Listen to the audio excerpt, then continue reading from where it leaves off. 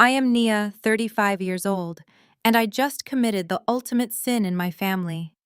I showed up to the holidays looking like someone who actually works for a living. My mother stood in the doorway, blocking the entrance to the house I grew up in. "Your brother is bringing his new girlfriend to Thanksgiving dinner," she said, her eyes scanning my grease-stained coveralls with pure disgust. "She comes from real money, Nia, and we cannot have you sitting at our table smelling like copper pipes and sweat. It would embarrass his tech startup."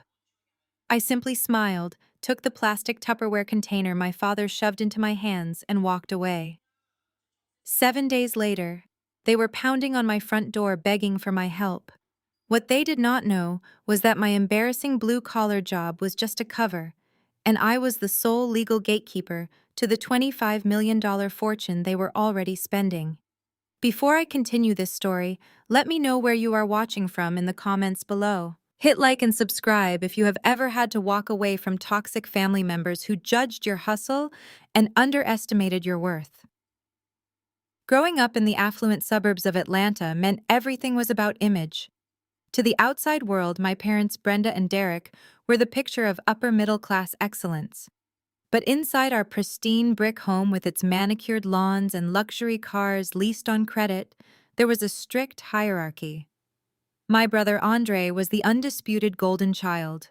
I was the dark cloud, the disappointment who preferred fixing broken HVAC systems and understanding how commercial plumbing worked over attending country club social events. It was the Tuesday evening before Thanksgiving. I had just finished a brutal 14-hour shift overseeing a massive emergency boiler repair at a downtown commercial high-rise.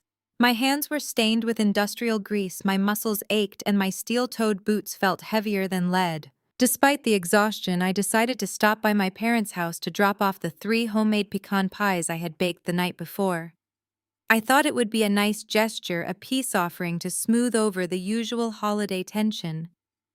I pulled my heavy-duty work truck into their pristine driveway right next to my father's spotless luxury sedan. As I walked up the stone steps holding the pies, the chilly November air bit at my cheeks. I rang the doorbell. The door swung open, but my mother Brenda did not step aside to let me in. Instead, she stood firmly in the doorframe, her arms crossed over her pristine cashmere sweater. Her eyes immediately dropped to my boots, then up to my coveralls, her face contorting into a mask of absolute disdain.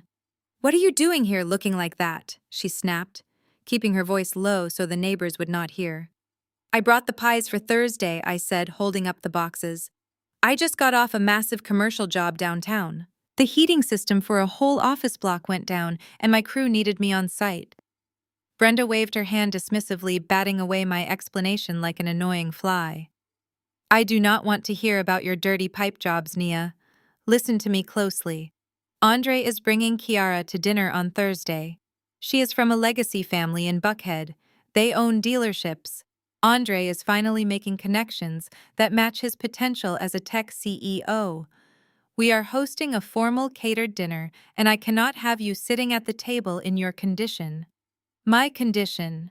I repeated the words, tasting bitter on my tongue. "You mean my job, Mom. The job that pays my bills." "It is an embarrassment," she hissed, stepping closer. "You insist on playing in the mud like a glorified janitor. Kiara is accustomed to high society. What are we supposed to tell her, that our daughter unclogs toilets for a living?" "No, it is just a bad look for Andre and his startup. He specifically asked that you not be there to ruin the aesthetic. We need everything to be perfect." The sheer cruelty of her words hung in the cold air. For 35 years, I had swallowed their insults. I had watched them pour every ounce of their love, attention, and financial resources into Andre.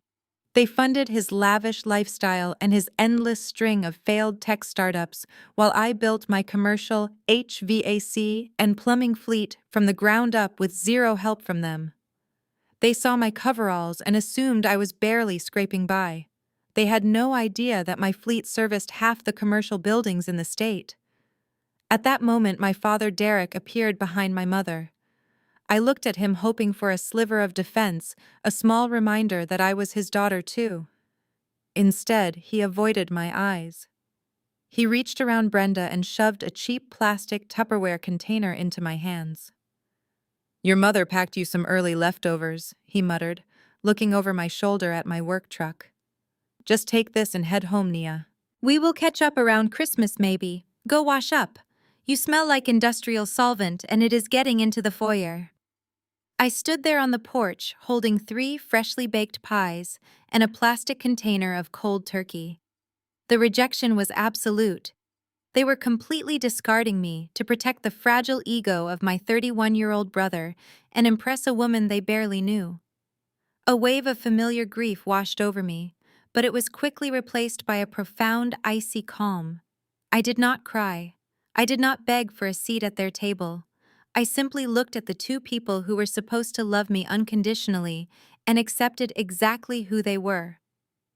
I remembered how Grandpa Harrison used to sit in his worn leather armchair watching my parents parade Andre around like a trophy. Grandpa had built his fortune in construction starting with a single cement mixer. He knew what real sweat looked like. When I was a teenager and started showing an interest in trade work, my parents were horrified, but Grandpa was the only one who smiled. He quietly paid for my first set of professional tools. He knew Andre was a house of cards, but he never said a word to my parents. He let them live in their delusion while he quietly arranged his legacy. "Understood," I said, my voice steady and devoid of any emotion. "I will not be at dinner. Have a wonderful Thanksgiving." I turned around on my steel-toed boots and walked back down the stone steps. I did not look back as I heard the heavy wooden door slam shut behind me, locking me out of my childhood home. I climbed into my truck, tossed the Tupperware onto the passenger seat, and started the engine. As I pulled out of their neighborhood, a grim smile spread across my face. They thought they were so clever, curating their perfect holiday image. But they were oblivious to the massive storm gathering right above their heads. I did not argue with them, because I knew a secret that was about to shatter their entire fake reality. Andre had turned 30 years old exactly 3 weeks ago. In our family, reaching 30 meant one very specific thing. It was the age my late Grandpa Harrison had stipulated for his heirs to finally access his massive estate. My parents and Andre had been counting down the days, practically foaming at the mouth, waiting for the banks to release the $25 million fortune they believed was automatically coming to the Golden Boy. They thought Andre would finally have the liquid cash to back up his fake millionaire lifestyle and impress Kiara enough to marry into her family. What none of them realized, what Grandpa Harrison had deliberately kept hidden from his greedy daughter and arrogant grandson, was that he saw right through their charade. Before he passed away, he structured his entire estate into an irrevocable discretionary trust. And because he respected hard work above all else, he bypassed my parents entirely. He did not name the lawyers as trustees. He named me. I was the sole absolute gatekeeper to every single penny of that $25 million. I had 100% discretionary power over who got what and when. And right now, as I drove back to my house, I knew Andre was already making his move, attempting to write checks his empty accounts could never cash. The financial avalanche had already started, and I was the only one holding the shovel. I navigated my heavy-duty work truck out of their pristine neighborhood, leaving the manicured lawns and fake smiles behind in my rearview mirror. My mother thought I spent my days crawling under sinks, unclogging hair from residential drains. She thought my dirty coveralls were a symbol of failure, of not living up to the family standard. What she and my father refused to understand was that those coveralls were a calculated choice. I did not just work for a plumbing company. I owned the company. Over the last decade, I had scaled a single van operation into a massive, multi-state commercial infrastructure fleet. We handled the complex HVAC systems and industrial plumbing for entire hospital wings, corporate skyscrapers, and manufacturing plants across the Southeast. I had over 200 skilled tradespeople and engineers on my payroll. While my brother Andre was busy pitching useless vaporware applications to gullible angel investors and bleeding my parents dry, I was securing massive government contracts. My personal net worth from my business alone was sitting comfortably at $18 million. I could have bought my parents' entire subdivision in cash without even feeling a dent in my bank account. But I kept that reality to myself. I knew exactly what they would do if they found out. They would suddenly remember I was family. They would demand I fund Andre's delusions and bail out their reckless spending. So I let them believe I was the struggling blue-collar disappointment. It was the perfect armor. I pulled into the empty parking lot of a high-end grocery store a few miles from my parents' house and put the truck in park.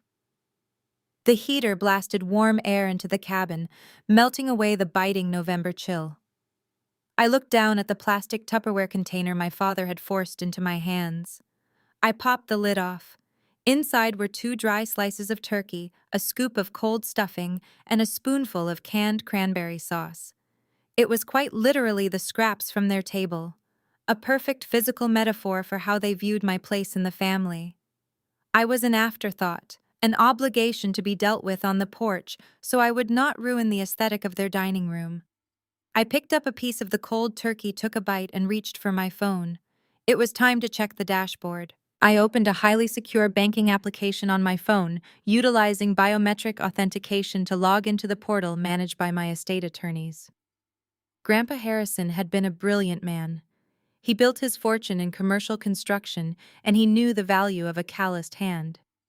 He also saw right through my parents' obsession with status and Andre's profound laziness. Before he passed away, he set up an irrevocable discretionary trust. He knew my parents would try to bully or manipulate whoever was in charge, so he made sure the legal structure gave the trustee absolute ironclad authority. He bypassed my parents entirely, and he certainly did not leave a single dime in Andre's name. He named me as the sole trustee. I still remember the day he told me his plan. We were standing in the mechanical room of a building I was outfitting. He looked at my grease-stained hands and told me I was the only one in the family who understood the weight of a dollar. He said Andre was building a life on quicksand, and that giving him $25 million would be like handing a match to an arsonist. The money was meant to build true generational wealth, not to fund a fake tech mogul lifestyle. As the dashboard loaded, the screen illuminated the dark cabin of my truck. The total assets sat at $25,400,000, mostly diversified in secure index funds and high-yield municipal bonds. But my eyes were immediately drawn to a bright red notification banner flashing at the top of the screen. It was an automated alert from the lead estate attorney. Urgent transaction pending review. I tapped the notification and read the details. A cold, quiet laugh escaped my lips, echoing in the cab of the truck. Andre was making his move earlier than I anticipated. The alert detailed a wire transfer request initiated just an hour ago. The amount was staggering, $1,200,000. He had somehow gotten his hands on Grandpa Harrison's old checking account routing numbers, the ones that were closed and legally rolled into the trust years ago. The destination for the wire was an escrow account for a luxury real estate brokerage in downtown Atlanta. He was not just trying to buy a sports car or book a lavish vacation. He was trying to close on a multi-million-dollar penthouse. He was leveraging a fortune he did not legally possess to buy a home he could never afford, all to impress a woman he had known for less than 6 months. Kiara probably thought she had secured the bag. She probably thought she was dating the next major tech billionaire. She had no idea she was dating a man who was desperately trying to rob a dead man's closed bank account. The sheer audacity of it was breathtaking. My brother firmly believed that turning 30 magically unlocked the vault. He thought the bank would simply process a 7-figure wire transfer without a single verification check because he felt entitled to it. He probably assumed Grandpa had just left a massive pile of cash sitting in a standard checking account with his name on it. The banking portal displayed the transfer details with 2 large buttons at the bottom of the screen. A green button that read Approve and a red button that read Deny. If I clicked Approve, the money would flow. The penthouse would be his, and the illusion would continue. He would sit at the Thanksgiving table, carving the turkey, boasting about his massive real estate purchase, while my parents beamed with pride. Kiara would toast to their fabulous future, and they would all laugh about the blue-collar sister who was not good enough to join them. But if I clicked, deny the wire would bounce hard. It would trigger fraud alerts across multiple financial institutions. The real estate broker would be notified, the escrow account would reject him, and his credit lines would instantly freeze. His entire house of cards would shatter right in the middle of their perfect holiday weekend. He would have to explain to his high society girlfriend why the bank was treating him like a criminal. He would have to explain to the luxury real estate brokers why his funds were completely non-existent. I looked at the cold Tupperware scraps sitting on my passenger seat. I thought about my mother standing in the doorway looking at my work boots like they were covered in a disease. I thought about my father refusing to look me in the eye as he handed me leftover food on the porch. I had spent 35 years playing the role of the disappointment while they worshipped a fraud. I was done playing. Without a single ounce of hesitation, I pressed my thumb firmly against the red button. Deny. The screen refreshed, displaying a confirmation message that the transaction was blocked permanently and flagged for review. I locked my phone, tossed it onto the dashboard, and put my truck in drive. I pulled out of the empty parking lot and headed toward my warm, quiet home. The first domino had just been pushed, and I was going to thoroughly enjoy my Thanksgiving weekend watching the rest of them fall. Thanksgiving morning broke crisp and clear. I woke up in the master suite of my custom-built modern home, nestled on 5 private acres just outside the city.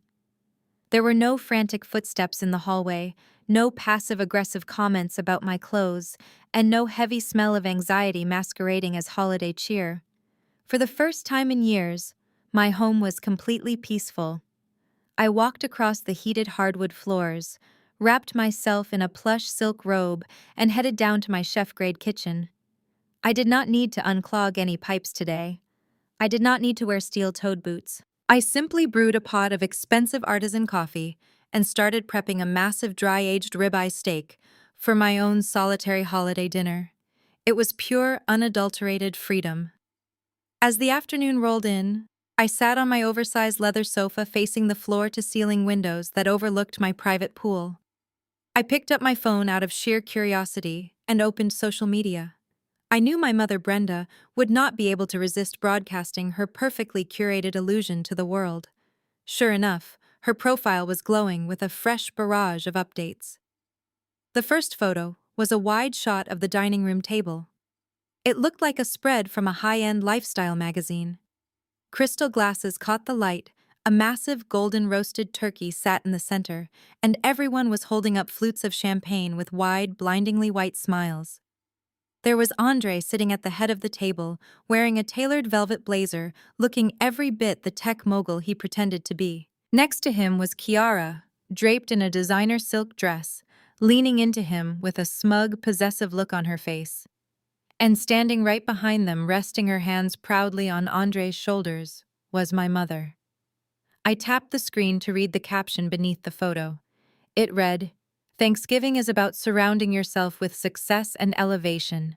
So blessed to cut toxic, unambitious energy from our table this year, to new beginnings and celebrating our tech genius." A genuine laugh bubbled up from my chest and echoed through my quiet living room. Unambitious energy. That was her code word for me. I zoomed in on the photo, studying the details that their country club friends would never notice.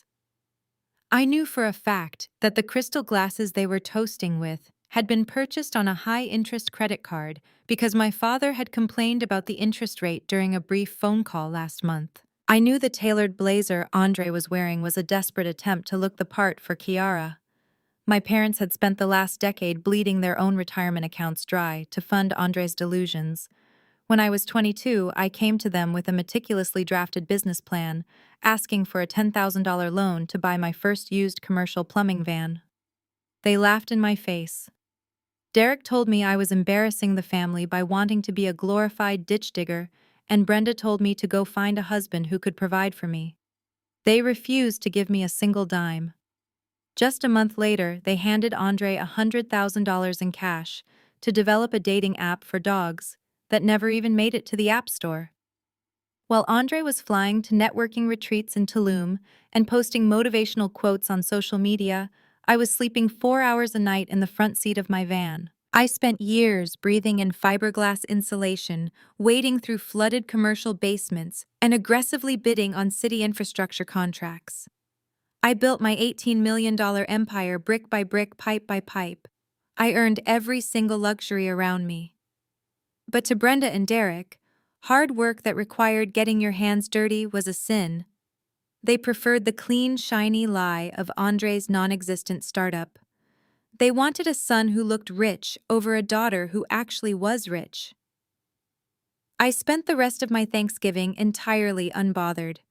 I ate my steak, drank a glass of vintage red wine, and watched movies in my home theater. I did not spare them another thought until the holiday was officially over. Friday morning arrived, bringing the chaotic energy of Black Friday to the rest of the world. I was sitting in my home office reviewing blueprints for a new hospital wing my company had just contracted when my personal cell phone buzzed violently against the glass desk. The caller ID displayed an unknown toll-free number. Normally, I would let it go to voicemail, but my gut told me this was the reverberation of the red button I had pressed in my truck 2 days ago. I let it ring 3 times before the automated system picked up and the caller left a message. A minute later, a voicemail notification popped up on my screen. I leaned back in my ergonomic leather chair and hit play, putting the phone on speaker. A stern, panicked male voice filled my quiet office. "This message is for the legal executor of the Harrison estate. My name is Gregory Evans, and I am a senior fraud investigator with Apex Financial. I am calling regarding an urgent and highly sensitive matter connected to an account formerly held by the late Theodore Harrison. On Wednesday afternoon, an individual named Andre attempted to execute a wire transfer in the amount of $1,200,000 using a closed routing number associated with this estate. The transaction was flagged and subsequently blocked by your system. We are formally notifying you that the check has bounced and the escrow account has reported the transaction as fraudulent. Because the individual attempted to draw funds from a deceased individual's closed account across state lines, we are escalating this to our federal fraud department by end of business today. Please contact me immediately to verify if this was an authorized draw or if we need to proceed with federal wire fraud charges." The message clicked off, leaving a heavy ringing silence in my office. I sat there staring at the black screen of my phone, a slow smile spreading across my face. Andre had not just made a mistake. In his arrogant desperation to secure the penthouse and impress Kiara, he had practically walked into a bank and tried to rob a ghost. He assumed the bank would just push the money through because of his last name. He had no idea the routing numbers he stole were tied to a system that alerted me directly. The bank was not just going to slap him with a minor overdraft fee. They were preparing to hand him over to federal authorities. The holiday charade was officially over, and the golden child was about to find out that the real world did not care about his velvet blazer or his fake tech company. The dominoes were picking up speed, and I knew exactly where they were going to crash next. Over the rest of the holiday weekend, I treated the Secure Trust Fund dashboard like my own personal reality television show. I kept my tablet propped up on the kitchen island while I meal prepped and organized my schedule for the upcoming work week. The digital trail of Andre's escalating panic was more entertaining than any movie I could have watched. He was a man drowning in his own lies, and the bank system was recording every single gasp for air. Saturday afternoon, the system started lighting up with relentless frequency. Andre was apparently taking Kiara on a luxury Black Friday shopping spree at the high-end designer boutiques in Buckhead. I watched the notifications roll in as he desperately tried to link Grandpa Harrison's closed checking account to his frozen credit profiles. He was trying to authorize a point-of-sale transfer for $42,000 at an exclusive jewelry store. I could perfectly picture the scene. Kiara probably had a diamond necklace draped over her collarbone, sipping complimentary champagne, while the sales associates waited for the wealthy tech CEO to clear the payment. I pressed my finger against the screen and clicked Deny. 10 minutes later, another alert popped up. He tried to push through a $15,000 transaction at a designer bag boutique down the street. I clicked Deny again. I imagined the sheer humiliation he must have been feeling as the card terminals beeped red and the polished store managers politely asked if he had another form of payment. Kiara was a woman who demanded the best, and Andre was currently failing to buy her even the most basic luxury items. The real comedy arrived on Sunday evening. I received an encrypted email from the lead estate attorney, forwarding a frantic voicemail left by my father. I played the audio file out loud in my quiet living room. Derek's voice was trembling with a mixture of uncontrollable rage and sheer panic. He was leaving a message for the lawyer demanding to know why the trust disbursement was delayed. He actually admitted on the recording that he and Brenda had been forced to liquidate $50,000 from their own retirement savings that morning to cover Andre's declined cards and save him from absolute humiliation. My father demanded the lawyer fix the clerical error immediately so Andre could reimburse them. They truly believed it was just a banking glitch. They were so blinded by their worship of the golden child that they could not see he was a sinking ship. They were willing to sacrifice the money they needed to survive their senior years just to make sure Andre's girlfriend did not figure out he was completely broke. It was a pathetic display of enabling, and it only solidified my resolve. Monday morning arrived, and the severity of Andre's situation became crystal clear through the numbers on my screen. I was out in the field wearing my hard hat and steel-toed boots, walking the concrete floors of a new hospital wing my company had just contracted to service. I spent the morning reviewing complex commercial blueprints with city officials and signing a legitimate $2 million service agreement. I was building real wealth with my own two hands. When I sat in my truck to eat lunch, I checked the portal.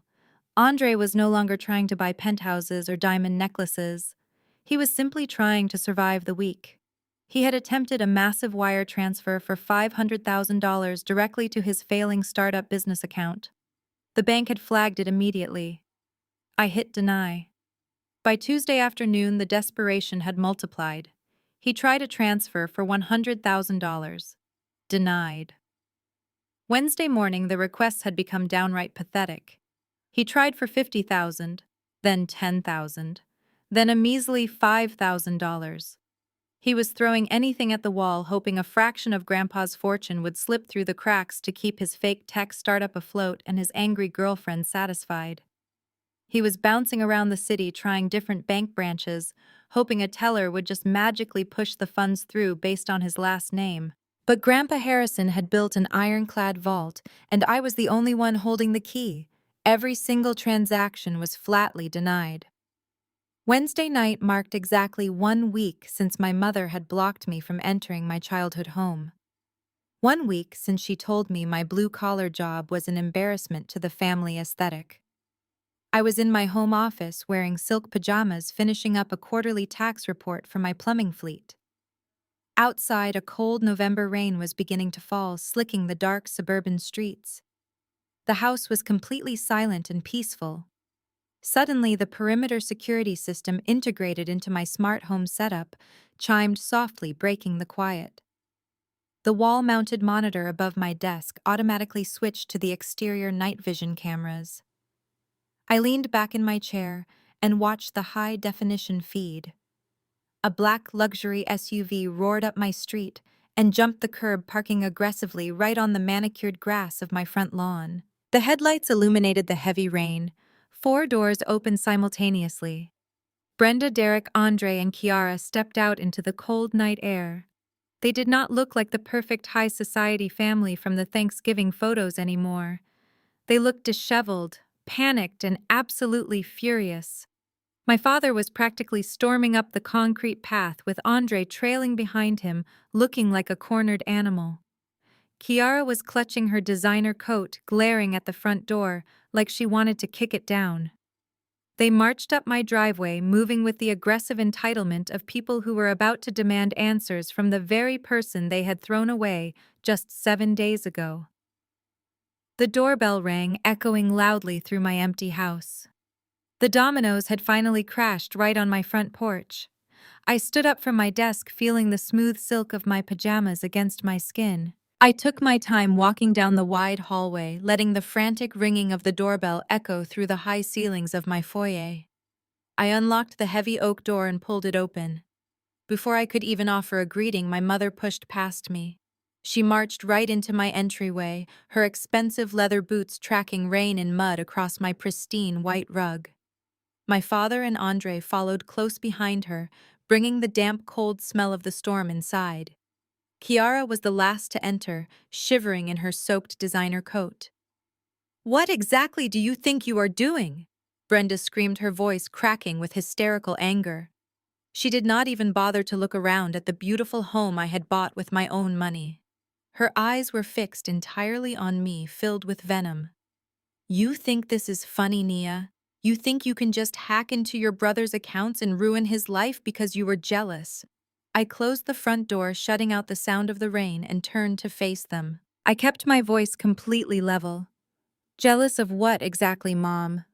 Do not play dumb with me," she snapped, pointing a manicured finger at my chest. "You were furious that we did not invite you to Thanksgiving. You were so bitter about being excluded from a high-class dinner that you decided to sabotage Andre's startup. We know you used whatever cheap internet tricks you know to freeze his banking profiles. You locked up his trust fund just to get back at us." I looked at Andre, who was standing slightly behind our father. He looked incredibly pale. His usual smug confidence was completely gone, replaced by the terrified stare of a man who knew his lies were catching up to him. He could not even meet my eyes. He had actually convinced our parents that I was some sort of cyber criminal who had hacked his inheritance out of petty spite. My father stepped forward, his face flushed red with indignation. He pointed at me using the same authoritative tone he used when I was a teenager. "Enough of the games, Nia. We know you kept all the contact files and routing numbers when you handled the minor administrative tasks for your grandfather's funeral. You were the one sorting the mail and dealing with the low-level paperwork. Now I want you to pick up your phone right now and call whatever bank tellers you know. You need to fix this routing glitch immediately." I crossed my arms over my silk robe and leaned against the wall. The sheer level of their delusion was almost impressive. They truly believed that Grandpa Harrison had left a $25 million fortune entirely to a lazy 31-year-old, and that my only involvement was licking the stamps on the funeral invitations. Derek honestly thought I could just call a customer service hotline and unfreeze an account that did not even belong to Andre. "I am not calling anyone," I said calmly. "I did not hack your son. The bank froze his accounts because he tried to write a massive check from an account that he has absolutely no legal right to access." Andre flinched. Brenda gasped, clapping a hand over her mouth like I had just spoken pure blasphemy. "How dare you?" Derek bellowed, stepping closer to me. "That money is his birthright. Theodore left that estate to his only grandson, and you are intentionally messing with the routing numbers to cause a delay. Do you have any idea how much embarrassment you have caused this family over the last few days? We had to drain our savings to cover his credit cards while you play your little revenge games." I let out a slow, soft sigh. It was fascinating to watch them scramble to protect a grown man who was actively destroying them. They were so desperate to maintain the illusion of the golden child that they were willing to blame me for his blatant financial fraud. Before my father could continue yelling, Kiara suddenly pushed her way to the front of the group. The sweet, soft-spoken high society girl from Thanksgiving dinner was entirely gone. Her hair was frizzy from the rain and her makeup was slightly smeared, but it was her eyes that caught my attention. They were wild with panic and rage. She did not look at Andre or my parents. She marched right up to me and invaded my personal space. "You need to fix this right now," she demanded, her voice shaking with a terrifying intensity. "I do not care about your stupid family drama or who was invited to what dinner. You need to sign whatever paper you need to sign and push that wire transfer through tonight." I looked down at her, completely unfazed by her outburst, And why are you so invested in his banking errors, Kiara? Because I co-signed the lease, she screamed, her voice echoing off the high ceilings. That penthouse was $1.2 million. Andre told me the trust fund was his, so I put my name and my social security number on the luxury escrow agreement to expedite the paperwork. The brokers are calling me every hour. They are threatening to sue me for fraud. If that money does not clear by tomorrow morning, they are going to drag my family name through the mud and take me to court. I am legally on the hook for a penthouse your brother cannot afford. The foyer went dead silent.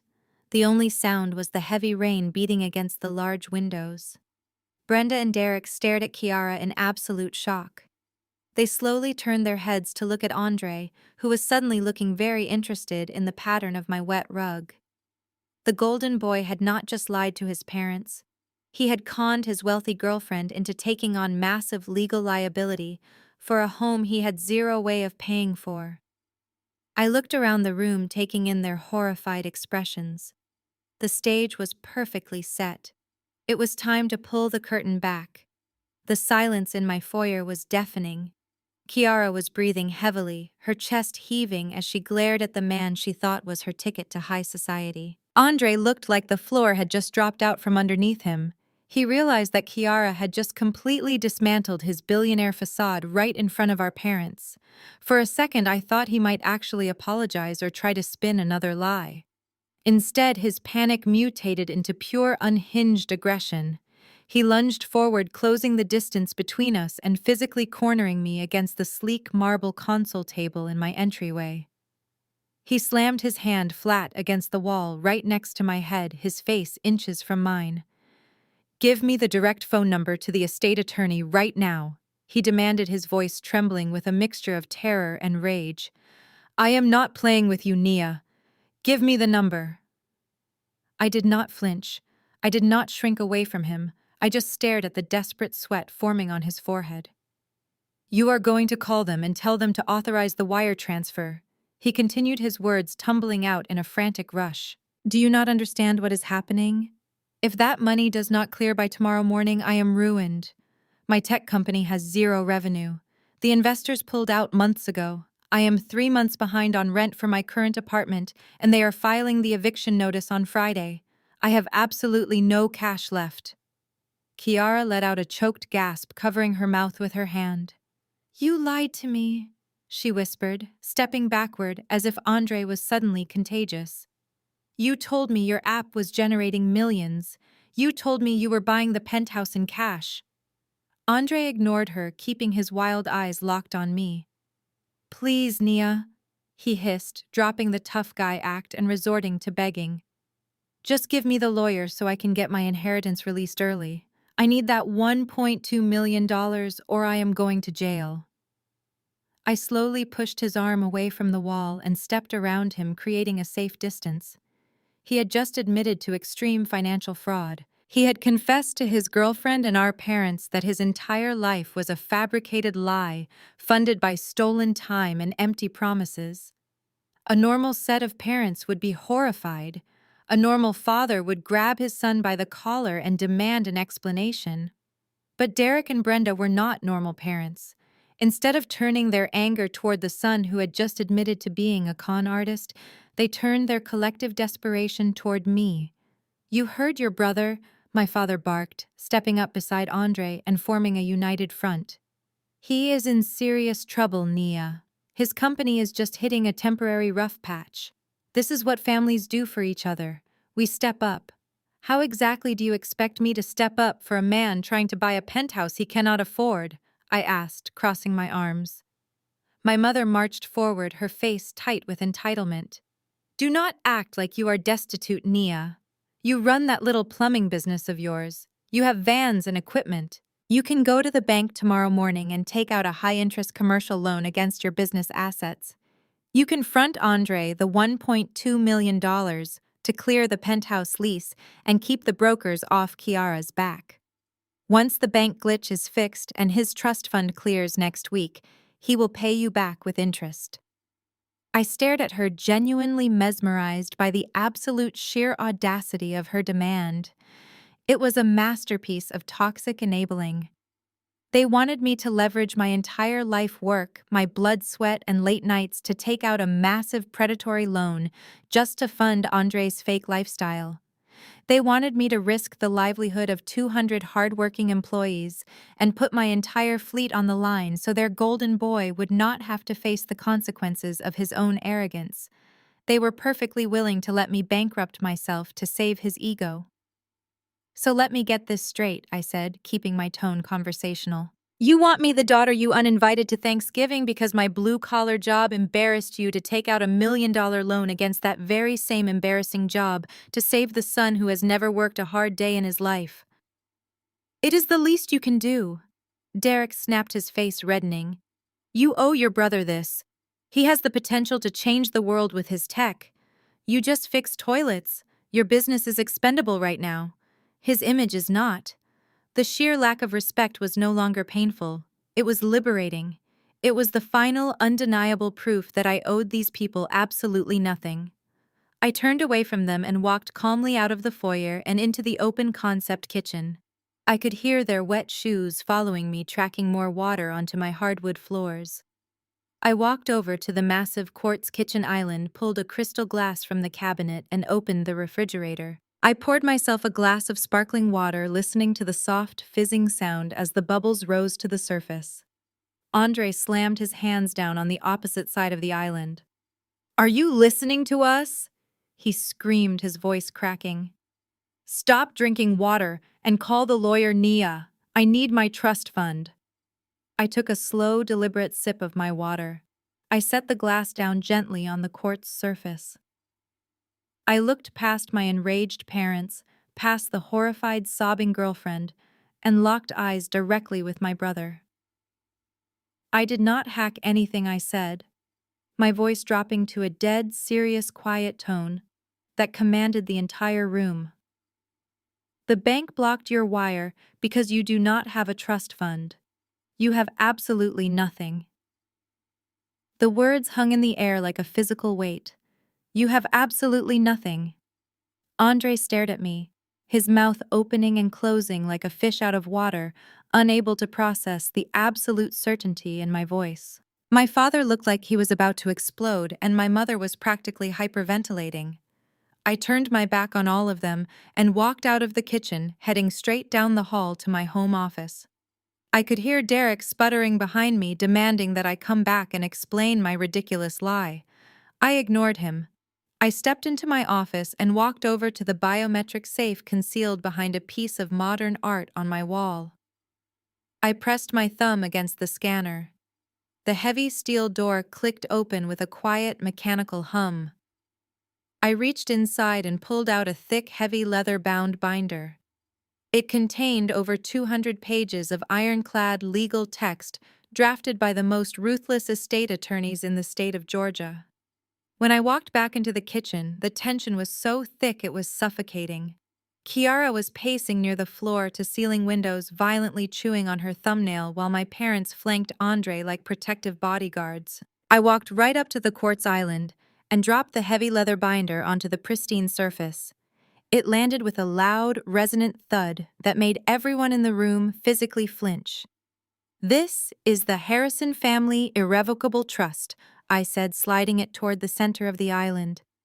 The legally binding document that dictates exactly where Grandpa's $25 million went. My father stepped forward, his eyes narrowing. He reached out to grab the binder, but I planted my hand firmly on top of the leather cover, stopping him. Look, but do not touch, I warned, my voice laced with steel. Let me save you the trouble of reading 200 pages of complex legal jargon, I said, shifting my gaze to lock eyes with my brother. Grandpa Harrison was a lot of things, but he was not a fool. He built his construction empire with calloused hands and 70-hour work weeks. He watched you grow up, Andre. He watched you fail out of university, abandon 3 different fake startup companies, and drain our parents' retirement accounts just to buy designer clothes and lease luxury cars. He knew exactly who you were. He knew you were a reckless narcissist who would blow his entire life savings on private jets and penthouses in less than a year. That is a complete lie, Brenda shrieked, her face turning a blotchy, furious red. Your grandfather worshipped Andre. He was the only grandson in the family. He promised that money to him. He said it was Andre's birthright. He promised the money would build generational wealth, I corrected her. But he never once said it belonged to Andre. Grandpa placed every single penny of his liquid assets, real estate holdings, and investment portfolios into a purely discretionary trust. Do you know what a discretionary trust is, Andre? Andre did not answer. He just stared down at the dark leather binder, his chest heaving with shallow, panicked breaths. The arrogant tech CEO facade had completely melted away, leaving behind a terrified little boy who had just been caught stealing. It means the beneficiary has absolutely no legal claim to the assets, I explained, speaking slowly and clearly, so the brutal reality would sink into their thick skulls. The money does not belong to you, Andre. It belongs to the trust itself. And a discretionary trust requires a gatekeeper, a single person who holds absolute unchallengeable power to decide when, how, and if the beneficiary ever sees a single dime of that fortune. I grabbed the heavy cover of the binder and flipped it open. I bypassed the endless pages of asset lists, restrictive clauses, and distribution stipulations. I turned directly to the final signature page at the very back of the document. I spun the heavy binder around so it was facing my family. The thick black ink of Grandpa's signature was clearly visible at the bottom of the page, notarized and stamped. But right below his name was the designated line for the sole absolute trustee. I tapped my manicured fingernail directly under the printed name on that line. Nia Harrison. Derek's jaw practically unhinged. Brenda gripped the edge of the quartz island, her knuckles turning stark white, looking like she was about to faint right there on my hardwood floor. Kiara let out a sound that was half sob and half scream, finally realizing that her billionaire boyfriend was entirely dependent on the woman they had all been insulting for years. And Andre just stared at my name written in bold black ink, the reality of his total financial destruction finally washing over him. You see, Andre? I continued, my voice echoing in the dead silence of the kitchen. Grandpa knew I was the only one in this family who actually understood the value of $1 and the meaning of hard work. He gave me total discretionary power over the entire estate. I have the legal right to sign a check and give you the full $25 million fortune tomorrow morning. Or I have the right to withhold every single penny and let you rot in the massive debt you created for yourself. I can fund your fake tech company, or I can sit back and watch you get evicted from your apartment. I hold the keys to the kingdom, and considering you just tried to commit federal wire fraud by writing a fake $1.2 million check to impress your girlfriend, my answer right now is 0. You get absolutely nothing. For a few seconds after my final words, the kitchen felt like a vacuum where all the oxygen had been suddenly sucked out. Then the explosion happened. My mother let out a sound that was something between a shriek and a sob. She slammed her hands against her head, her perfect blowout suddenly looking like a wild mane of panic. "You manipulated him!" Brenda screamed, her voice echoing harshly off the pristine tile. "You poisoned your grandfather's mind when he was sick and vulnerable. You whispered lies into his ear when we were not around to defend ourselves. You took advantage of a dying old man out of pure spite because you were always jealous of your brother." I did not even blink. I stood perfectly still behind the kitchen island. "Grandpa made this decision 5 years ago, Mom," I said, my voice dropping the temperature in the room. He was in perfect physical health and of incredibly sound mind. He just had perfect vision when it came to his family. He saw exactly who you were raising. Andre could not handle the truth. The reality that his entire future, his fake tech empire, his luxury lifestyle, and his ego were entirely in my hands, simply broke his brain. He lunged forward with a primal yell, grabbing the heavy leather binder off the quartz countertop. He started ripping at the pages with manic desperation. He tore the thick parchment paper in half, throwing the shredded pieces onto the floor. He was panting, sweating, and ripping page after page, as if destroying the physical document would somehow magically erase the legal reality of his situation. I stood there calmly and watched him decorate my kitchen floor with a snowstorm of legal jargon. When he finally reached the notarized signature page, he ripped it into 4 jagged pieces and threw them directly at my feet. He stood there panting heavily, his chest heaving under his damp velvet blazer. "It is gone," he breathed out, a wild look in his eyes. "The trust is invalid. You have nothing to show the bank." I could not help it. I let out a genuine sharp laugh that cut right through his delusion. "Andre, do you honestly think the federal legal system operates based on whoever physically holds a piece of paper? Do you think you just magically defeated a team of high-powered corporate estate attorneys by throwing a toddler tantrum in my kitchen? That was a duplicate copy I printed from my home office yesterday. The original notarized document is sitting in a biometric safety deposit box in a highly secure bank vault downtown. You can rip up all the copies you want. It does not change the fact that I own your future." Before Andre could even process the absolute stupidity of his actions, Kiara completely snapped. The sweet high society mask she had worn to Thanksgiving dinner was entirely gone. She marched right up to him and shoved him hard in the chest. He stumbled backward, hitting the stainless steel refrigerator with a loud thud. "You are a broke loser!" she screamed, her voice vibrating with pure, unadulterated rage. "You lied to me! You sat there in my parents' living room and told them you were a self-made millionaire. You brought me to your family Thanksgiving dinner to show off your supposed wealth, and you did not even have the money to pay for the gas to drive us there. You made me co-sign a $1.2 million lease on a luxury penthouse while you were actively trying to steal from a dead man's closed bank account." Andre held his hands up defensively, his arrogant posture completely crumbling. "Kiara, please, baby, listen to me. It is just a temporary setback. I will get the money. My tech startup is about to secure a massive seed round from a private investor." "Do not touch me," she shrieked violently, slapping his hands away. "You do not have a tech startup, Andre. You have an empty website and a leased blazer. You are entirely dependent on the sister you just spent the last week insulting to my face. You uninvited her to dinner because you said she was too poor and too low class to sit with us. And now she is the absolute only reason you are not going to be homeless. I am done.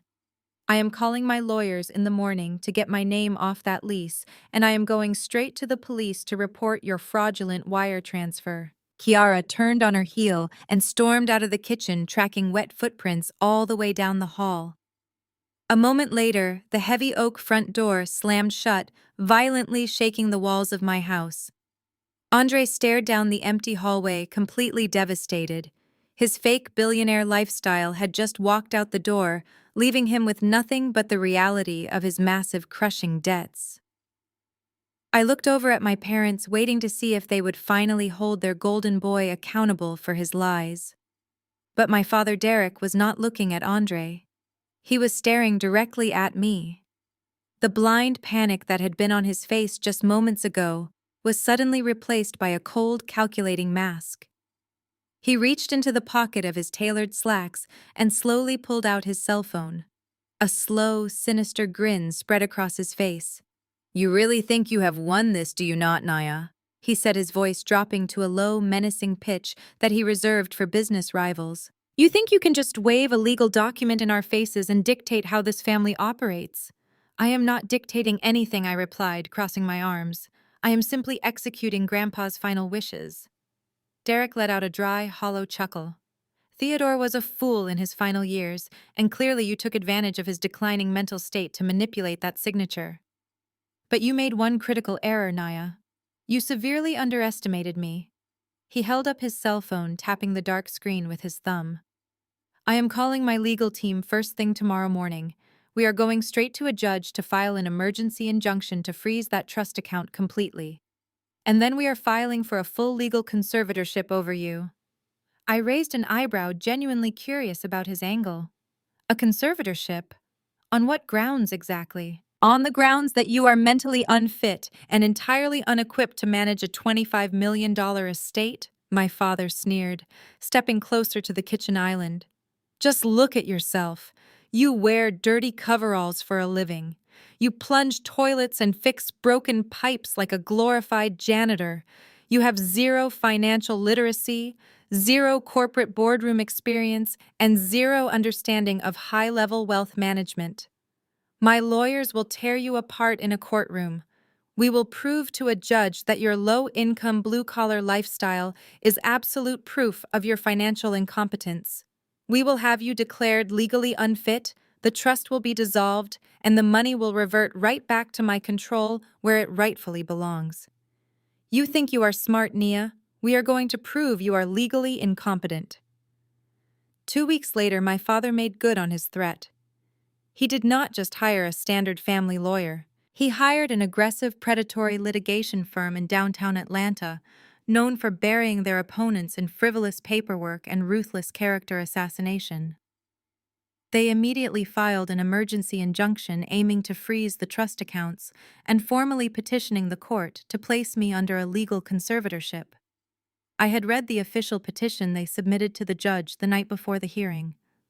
It was a masterpiece of creative fiction. My parents formally claimed that I was a financially illiterate manual laborer suffering from severe emotional instability. They argued that my lifestyle choices, specifically my blue-collar profession, proved I was entirely unequipped to comprehend or manage a $25 million financial portfolio. They painted Andre as the educated, sophisticated heir who was being held hostage by a jealous, mentally unfit sister. We were required to attend a mandatory pre-trial mediation before a judge would even look at the conservatorship request. We sat in a freezing cold mahogany-paneled conference room high above the city streets. The tension in the room was suffocating. My parents and Andre sat across from me, looking like they had just stepped out of a luxury catalog. Brenda was wearing her best pearls, and Derek was practically glowing with smug confidence. Andre sat between them, wearing another perfectly tailored suit, likely bought with the last remaining scraps of our parents' retirement savings. Their lead attorney, a man named Richard Preston, was a textbook corporate shark. He wore a $3,000 suit and a condescending smile. He opened his gold-plated pen and leaned forward, resting his elbows on the polished wood table. He did not even bother to look at my attorney. He focused all his predatory energy directly on me. "Miss Harrison Preston," began, his voice dripping with faux sympathy. "Let us be entirely reasonable here. We are dealing with an estate valued at over $25 million. This portfolio contains complex, high-yield municipal bonds, commercial real estate holdings, and diversified index funds. It requires a trustee with a sophisticated understanding of wealth management and corporate finance." He paused, pacing his words for maximum dramatic effect. He gestured casually toward my side of the table. "Your family has provided extensive sworn testimony regarding your daily life. By your own admission, you are a manual laborer. You showed up to a family holiday event in coveralls stained with industrial grease. You make your living unclogging pipes and fixing residential air conditioners. There is absolutely no shame in being a glorified janitor, Miss Harrison. The world needs blue-collar workers. But handing the keys of a massive generational fortune to someone who balances a checkbook on a minimum wage salary is a gross dereliction of fiduciary duty. Your father simply wants to protect the estate from your inevitable financial mismanagement." I kept my face completely blank. I did not shift in my leather chair. I did not cross my arms defensively. I just let him talk. Preston took my silence as a sign of intimidation. He pressed harder, leaning across the table like he was interrogating a criminal. "Do you even know what a municipal bond is, Miss Harrison? Have you ever managed an account with more than 4 digits in it? We are prepared to offer you a very generous settlement. Step down as the trustee, sign the rights over to your father, and we will authorize a one-time payment of $50,000 to you. You can use it to buy a new plumbing van. If you refuse, we will proceed to court, and we will publicly dissect your lack of education, your low-income lifestyle, and your mental fitness." Across the table, my mother Brenda brought a crystal glass of sparkling water to her lips, hiding a triumphant smirk behind the rim. Derek nodded slowly, crossing his arms over his chest, looking at me with pure, arrogant pity. They genuinely believed they had backed me into a corner. They thought dragging me into a high-end corporate law firm and throwing legal jargon in my face would terrify the poor blue-collar daughter into submission. Sitting next to me was my own legal counsel. His name was Jonathan, and he was a high-powered corporate attorney who specialized in massive commercial mergers and acquisitions. He charged $800 an hour and usually did not get out of bed for anything less than a corporate buyout. Before we walked into this mediation room, I had given him one very specific, strict instruction. I told him to sit back, remain absolutely silent, and let my family dig their grave as deep as humanly possible. Jonathan honored my request perfectly. He sat beside me, his hands folded neatly on the table, his face an unreadable mask. He did not object to Preston's insulting monologue. He did not jump to my defense when they called me a glorified janitor. Preston finished his grand speech and sat back in his chair, waiting for me to break down or beg for mercy. The heavy silence stretched across the mahogany table. I took a slow, deep breath.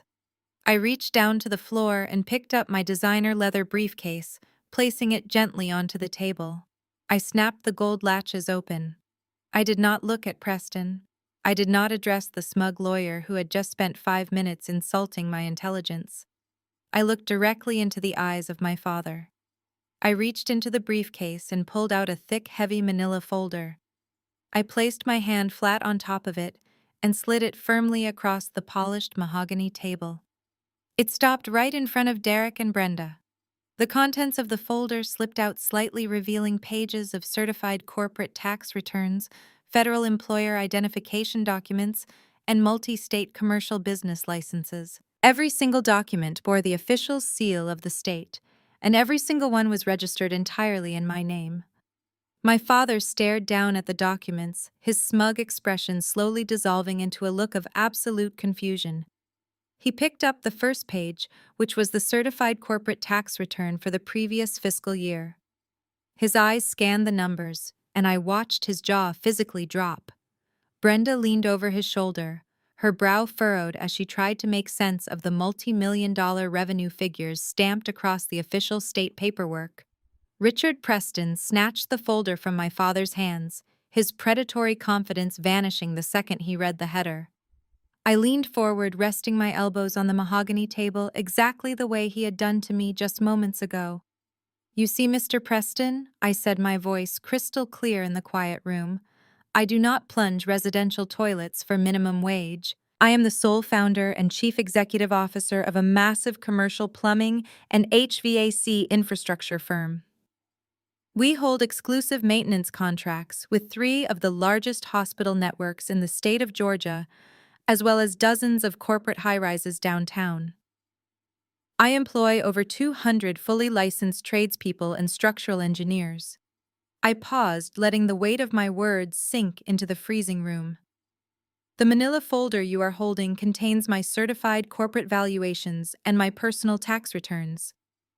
My personal net worth, completely independent of my grandfather's trust fund, sits at exactly $18 million. I manage a payroll larger than the gross domestic product of some small island nations. I negotiate 7-figure municipal contracts before I even finish my morning coffee. So please tell me again how my blue-collar job makes me financially illiterate."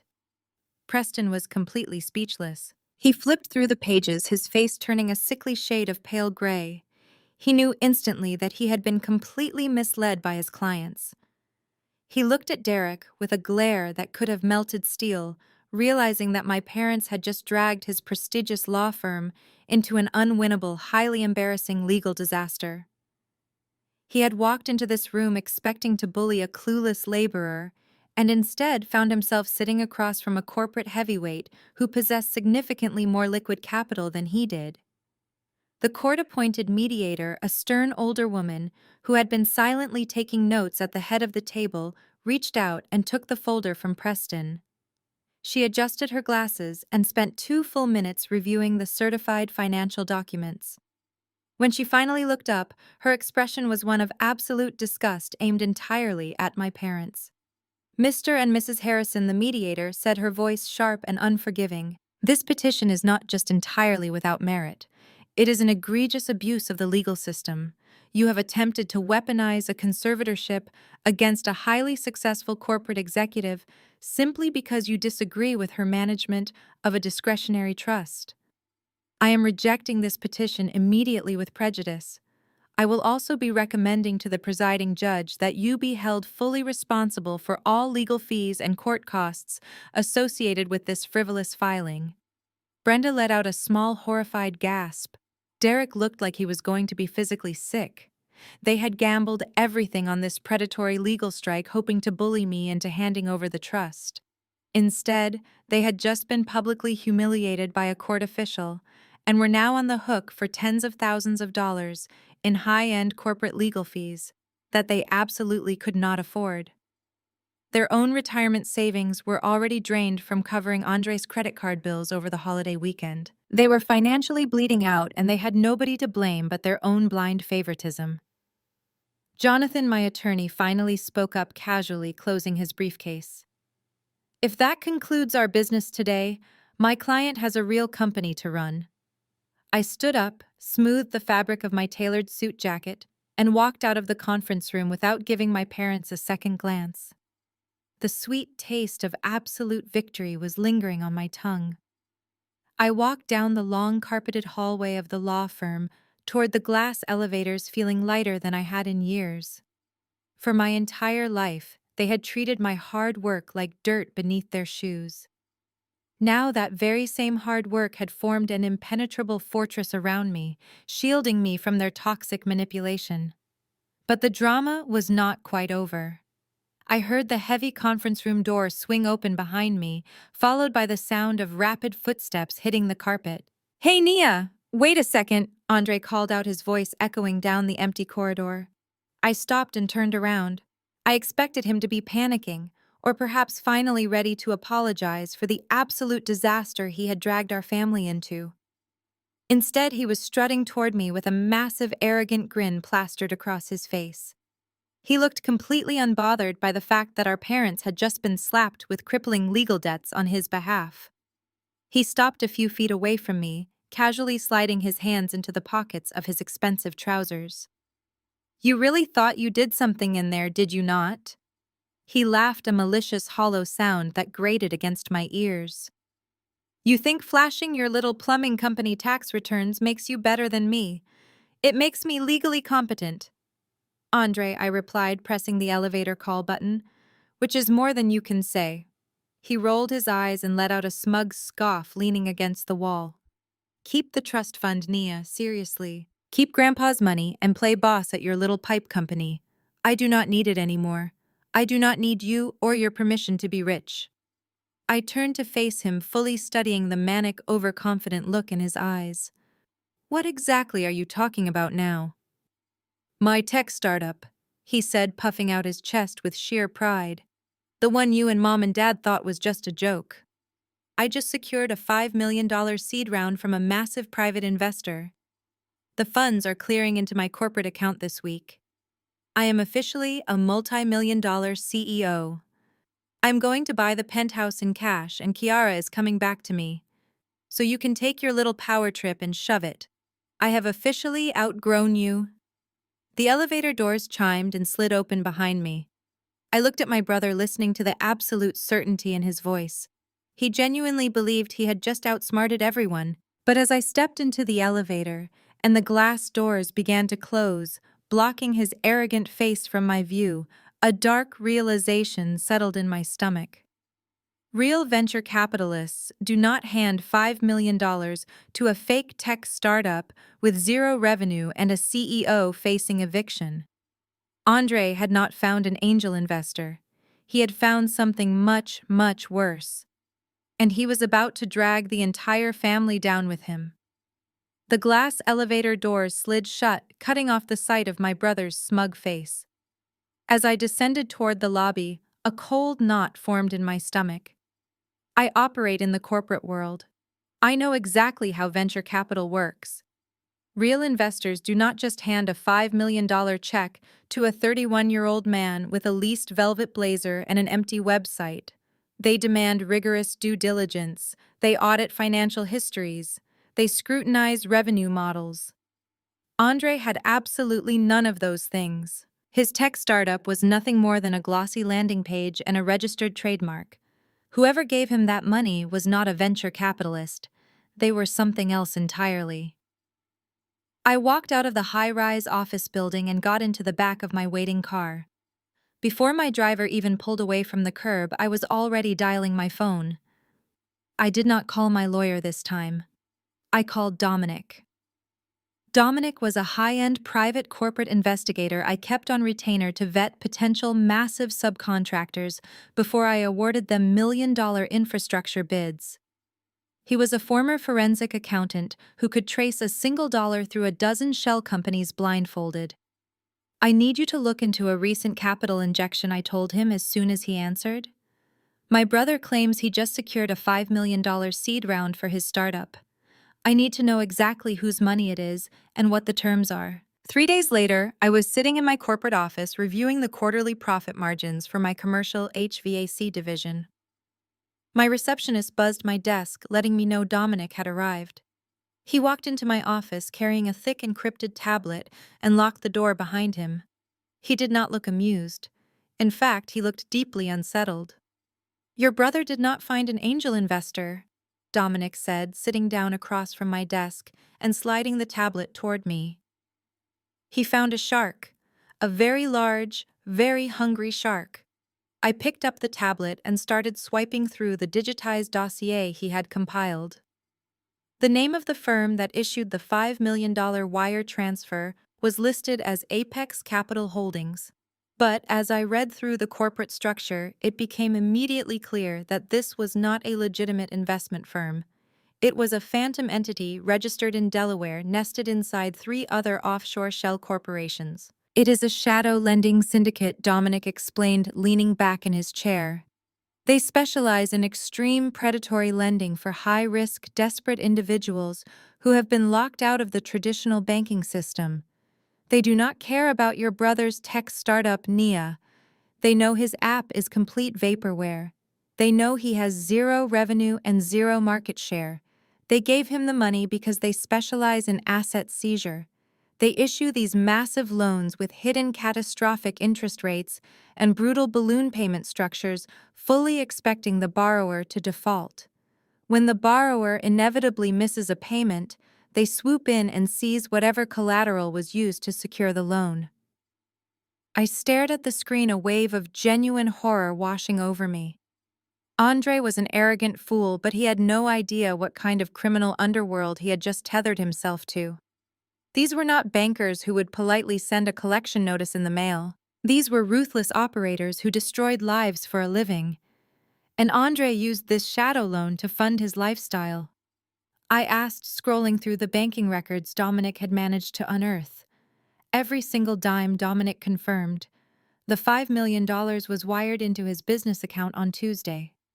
By Wednesday morning, he had already transferred $1.2 million out to an escrow account to secure a luxury penthouse lease. He bought a brand new imported sports car in cash. He paid off all his frozen credit cards. He is currently treating that loan like a personal lottery winning. I set the tablet down, rubbing my temples. The sheer stupidity was staggering. He was spending blood money to impress Kiara and buy a fake life. But the math was not adding up. Shadow lenders were predatory, but they were not stupid. They did not hand over $5 million without an ironclad guarantee that they could recoup their money. "How did he secure it?" I asked, looking up at Dominic. "My brother has 0 assets. He leases his clothes. He rents his apartment. He does not own a single piece of property or a stock portfolio. How did he convince a shadow syndicate to give him $5 million? What did he use for collateral?" Dominic let out a heavy sigh and reached across the desk. He tapped the screen of the tablet, opening a high-resolution scan of the final notarized loan agreement. He zoomed in on the collateral declaration page and pushed the device back toward me. "He did not use his own assets," Dominic said quietly. He used your parents. I stared at the screen, my blood running cold. There, listed in stark black and white, was the physical address of the massive brick colonial estate in the affluent suburbs of Atlanta. The house I grew up in. The house my parents had spent their entire lives paying off so they could brag about owning it free and clear at their country club. The property was currently appraised at just over $6 million. Below the property description were the signatures. I recognized my father's bold scrawl and my mother's elegant cursive. But looking closely, the pressure and the angles were completely wrong. They were frantic imperfect copies. He forged their signatures. I whispered, the reality of the situation clicking into place. He committed textbook federal wire fraud and felony title forgery, Dominic confirmed. He somehow accessed their original property deeds, copied their signatures, and pledged the entire family estate as collateral for the shadow loan. He legally signed their house away. Because the loan is structured with a predatory 90-day balloon payment clause, if he does not pay back the full $5 million plus the exorbitant interest by the end of the quarter, the syndicate will immediately initiate foreclosure. They will seize the house and your parents will be thrown out onto the street. I sat in my office perfectly still. The irony was so profound it was almost suffocating. Just a few days ago, my parents had sat in a mahogany conference room trying to strip me of my rights, trying to prove I was unfit so they could hand Grandpa's fortune over to their golden child. They had drained their own retirement accounts to protect his image. They had ruthlessly discarded me to protect him. And the entire time their beloved son was actively forging their names to steal their home and hand it over to a criminal lending syndicate just so he could buy a penthouse for a woman who did not even love him. The golden boy had not just failed them, he had completely destroyed them. 2 days after my investigator dropped the horrifying truth about the Shadow Syndicate onto my desk, I was standing by the floor-to-ceiling windows of my corporate suite looking out over the Atlanta skyline. I was mentally mapping out the legal battlefield ahead of me when the intercom on my mahogany desk buzzed softly. I pressed the silver button. My receptionist spoke in a hushed, confused tone. "Miss Harrison, there is a woman in the lobby demanding to see you. She does not have an appointment, but she says it is an absolute emergency regarding your brother. Her name is Kiara." I let out a slow, measured breath. I was not expecting the girlfriend to show up at my fortress, but it made perfect sense. Rats always know when the ship is taking on water, and they are always the first ones to abandon it. "Send her up," I instructed. A few minutes later, the heavy glass doors to my executive suite swung open. Kiara walked in, but she looked nothing like the smug high society woman who had clung to my brother's arm at the Thanksgiving table. Her designer clothes looked wrinkled as if she had slept in them. Her makeup was hurriedly applied and her hands were trembling slightly as she clutched a highly recognizable luxury handbag like it was a physical shield. She stopped in the center of the room, her eyes darting around my massive office. She took in the custom artwork, the expansive conference table, the panoramic city views, and the sheer, undeniable proof of my wealth. For a brief second, I saw the profound regret flash across her face. She realized right then and there that she had aligned herself with the completely wrong sibling. "I am not here to play games, Nia," she said, her voice tight and defensive as she dropped uninvited into one of the leather guest chairs opposite my desk. I sat down in my own chair, steepling my fingers. "I am listening, Kiara." "Andre is completely spiraling," she began, leaning forward urgently. "He is paranoid. He is constantly checking the windows, pulling the blinds, shutting off his phone. He will not tell me what is going on, but I am not an idiot. I knew the $5 million investment he kept bragging about was a lie. Real tech companies do not operate in cash and wire transfers from offshore holding accounts. So last night, after he finally fell asleep, I went through his briefcase and his encrypted laptop." She paused, taking a shaky breath to steady her nerves. "I know everything," she whispered, leaning closer across my desk. "I know about Apex Capital Holdings. I know about the predatory syndicate. And I know what he used to secure the money. I saw the scanned copies of the property deeds. I saw your parents' forged signatures. He practically signed their death warrant. I kept my face entirely impassive. I did not give her the satisfaction of knowing I had already hired a corporate investigator to uncover the exact same information. I just stared at her, waiting for the inevitable demand. Kiara was not a woman who did things out of the goodness of her heart. She was a survivor, looking for an exit strategy. I want out, she stated firmly, her voice gaining a sudden edge of arrogant confidence. But I am completely trapped. My name is legally bound to the $1.2 million luxury penthouse lease that your brother forced me to co-sign. The brokers are already drafting lawsuits against me because his first check bounced. If I just walk away, they will destroy my credit, garnish my future wages, and drag my family name through the mud. I cannot afford to pay the break lease fee. She reached into her designer handbag and pulled out a sleek silver flash drive, placing it deliberately onto the center of my desk. "What is that?" I asked, keeping my tone deadpan. "That is your brother's complete destruction," she replied, a triumphant smirk, finally breaking through her panicked facade. "It contains high-resolution digital copies of every single forged document. It has the email chains between Andre and the Shadowlenders. It has the digital IP logs proving he manipulated the signatures from his own laptop. It is undeniable ironclad proof of felony wire fraud and title forgery. I downloaded everything before he woke up." "And why exactly are you bringing this to me?" I asked, though I already knew the answer. "Because I want to make a deal," Kiara said, crossing her legs and leaning back in the chair, like she was suddenly the one in control. "You hold the keys to a $25 million trust fund. You have more liquid cash than anyone else in this situation. You want to protect your parents from losing their house, right? Here is my offer. You use the trust fund to pay off the entire penalty for the penthouse lease directly to the brokers, freeing me from all legal liability. Furthermore, you wire a $100,000 severance package into my personal checking account to compensate me for the absolute nightmare your brother put me through." I stared at the silver flash drive resting on my desk. "So just to be completely clear," I said, keeping my voice perfectly steady, "you are offering to hand over crucial evidence of a major federal financial crime, but only in exchange for a massive financial payout and the clearing of your personal debts." "Exactly," Kiara said, nodding proudly. "If you refuse, I walk out of here with the drive. I will throw it in the river. I will deny ever seeing it. You will have zero proof to save your parents' estate from the Shadow Syndicate, and your whole family will lose everything. The choice is yours." I let a thick, heavy silence fill the executive office. I looked at the desperate, greedy woman sitting across from me. She really thought she was playing chess. She thought she had walked into my corporate headquarters and outmaneuvered a seasoned chief executive officer. A slow, genuine smile spread across my face. I reached out and picked up the silver flash drive.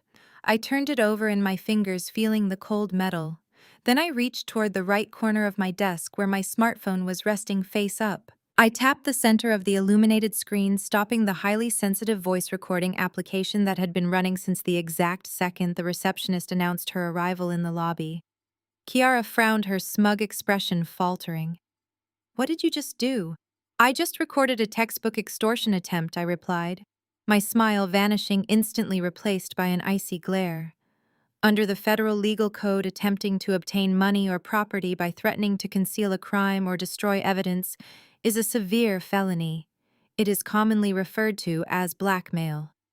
The color completely drained from Kiara's face. She gripped the armrests of her chair, her perfectly manicured nails digging into the leather. "You cannot do that," she stammered, her voice instantly losing all its artificial confidence. "You did not tell me I was being recorded." "Georgia is a one-party consent state, Kiara," I informed her, leaning forward and resting my arms on the desk. "That means as long as one person in the conversation is aware of the recording, it is entirely legal and fully admissible in a court of law. You just sat in my office, clearly stated your name, and outlined a detailed demand for $100,000 in exchange for evidence of federal wire fraud. You also just admitted to being aware of an ongoing criminal conspiracy and intentionally fleeing the scene without notifying authorities. That makes you an accessory after the fact. I stood up from my chair, towering over her. Kiara shrank back into the leather seat, looking like a terrified child. I am keeping this flash drive, I said, slipping the silver device into the pocket of my blazer.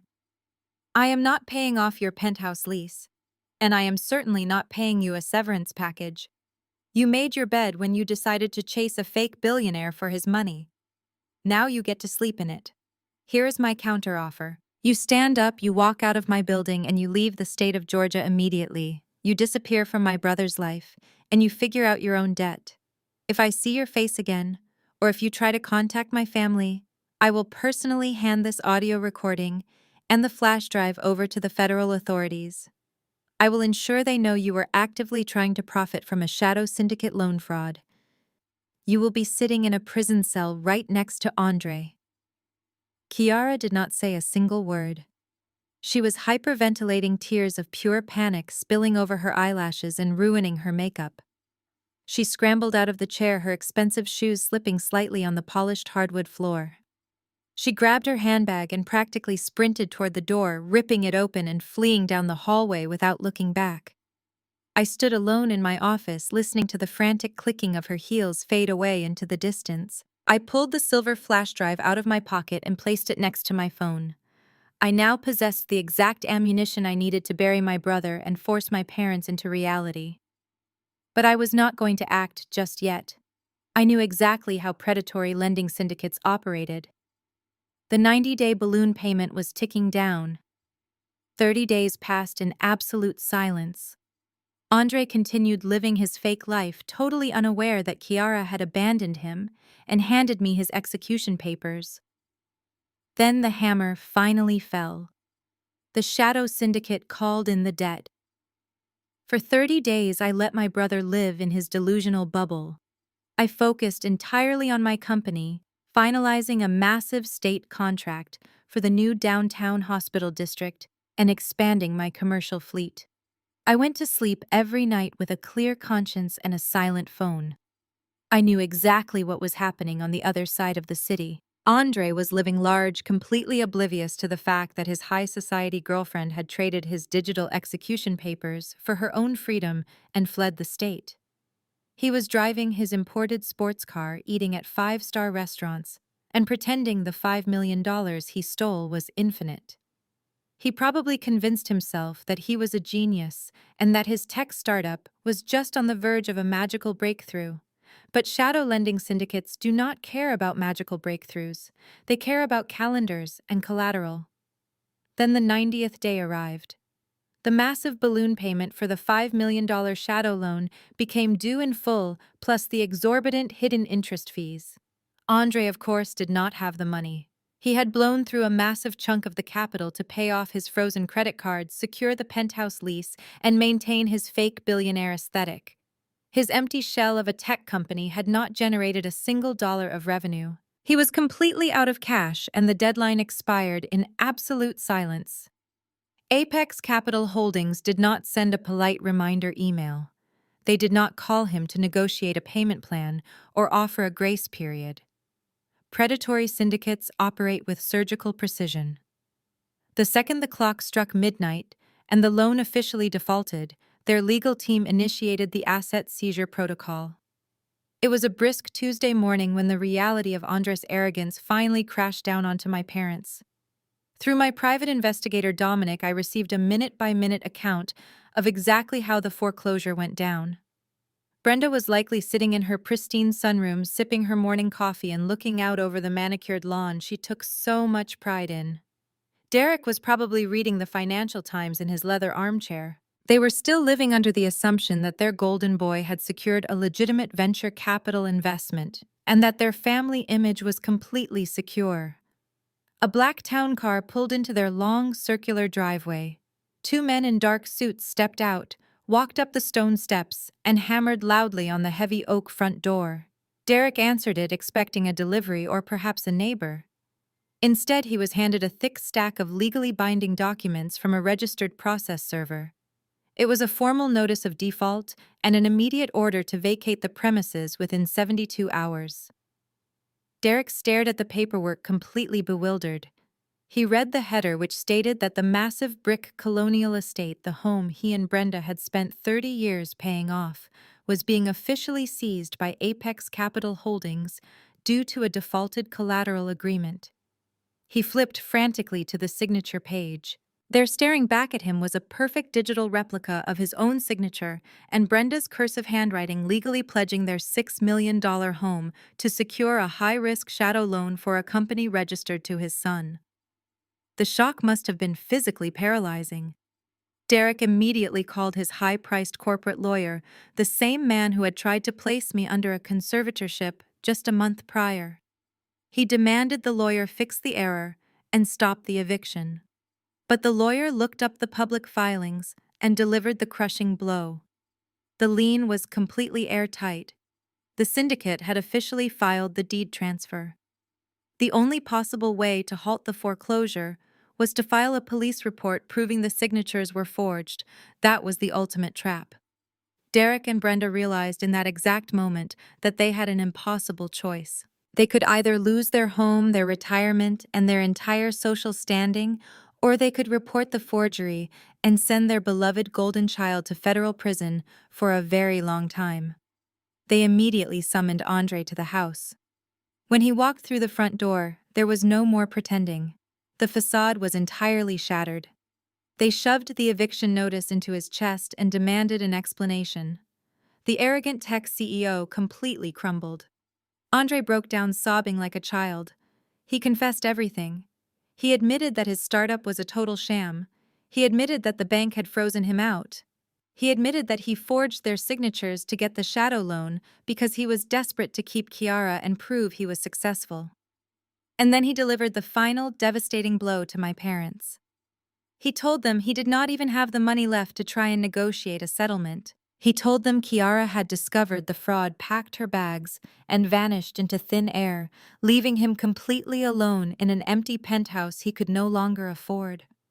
Brenda collapsed onto the foyer floor, weeping hysterically. The son she had worshipped, the son she had prioritized over me, her entire life had not just failed. He had actively, maliciously stolen their entire future to fund a fake life for a woman who did not even care about him. They had drained their savings to protect his image, and in return, he had rendered them completely homeless. Their perfect upper-middle-class illusion was dead. The country club memberships, the luxury cars, the arrogant superiority, it was all gone. They had absolutely nothing left. I was sitting in my corporate boardroom, reviewing the architectural plans for a new industrial project, when my desk phone lit up. The intercom buzzed, cutting through the quiet focus of my morning. "Miss Harrison," my receptionist said, her voice laced with deep concern and a hint of urgency. "I am so sorry to interrupt your meeting, but we have a highly escalating situation down in the main lobby. Your parents are here." I set my pen down on the polished mahogany table, keeping my breathing perfectly steady. "Did they demand to see me?" I asked, expecting to hear that Derek was threatening to sue my company again, or that Brenda was screaming about family loyalty. "No, Miss Harrison," the receptionist replied, dropping her voice to a whisper. "They are not angry. They are crying. Security stopped them at the elevators, but your mother is practically hyperventilating on the lobby sofa. Your father is begging the guards to let him speak to you. He keeps saying that they have lost everything and that you are the only one who can save them." I pressed the intercom button on my desk and instructed my receptionist to escort them up to the main executive boardroom. I did not want them in my private office. I wanted this conversation to happen on strictly corporate ground, where the power dynamic was absolutely undeniable. I smoothed the fabric of my tailored suit, walked down the glass-walled corridor, and pushed open the heavy double doors of the boardroom. The contrast between my reality and theirs was immediately staggering. The boardroom was a masterpiece of modern corporate power, featuring a massive custom mahogany table, panoramic views of the Atlanta skyline, and expensive leather seating. It was a room designed to intimidate high-level municipal contractors and venture capitalists. Sitting at the far end of the massive table were Brenda and Derek, looking entirely out of place and utterly defeated. They did not look like the smug country club elite who had tried to legally strip me of my rights just weeks prior. My father was wearing a wrinkled button-down shirt, his shoulders slumped, and his face heavily lined with exhaustion. My mother was clutching a damp tissue, her eyes red and swollen, her designer handbag resting limply on the floor next to her feet. The polished, arrogant mask they had worn my entire life was completely gone. As soon as I walked into the room, they both stood up. Brenda took a step toward me, reaching out with a trembling hand, but I remained standing near the head of the table, keeping the expanse of polished wood between us. Nia, my father started, his voice cracking in a way I had never heard before. Thank you for seeing us. We know we do not deserve your time right now. I pulled out my executive chair and sat down, gesturing for them to do the same. Go ahead, I said, keeping my tone perfectly neutral. My mother broke down into fresh tears, pressing the tissue to her face. We are so sorry, she sobbed, her voice muffled. We are so incredibly sorry for everything, Nia, for Thanksgiving, for the things we said about your career, for that horrible courtroom mediation. We were foolish. We were completely blinded by Andre. We wanted him to succeed so badly that we ignored what was right in front of us. We should have never treated you that way. You are brilliant, and we see that now. I sat back in my chair observing her performance. It was amazing how quickly their perception of my blue-collar job changed when they realized I was the only person on Earth with enough capital to save them. They did not suddenly respect my hard work. They respected my bank account. They were apologizing to the trust fund, not to their daughter. I appreciate the apology, I said flatly. But I highly doubt you drove all the way downtown just to make amends for Thanksgiving. Why are you really here? Derek swallowed hard, resting his forearms on the table. He looked like a man walking to the gallows. We are going to lose the house, Nia. We received a formal foreclosure and eviction notice this morning from a company called Apex Capital Holdings. We have 72 hours to vacate the property. He paused, his eyes dropping to the table, unable to sustain eye contact with me.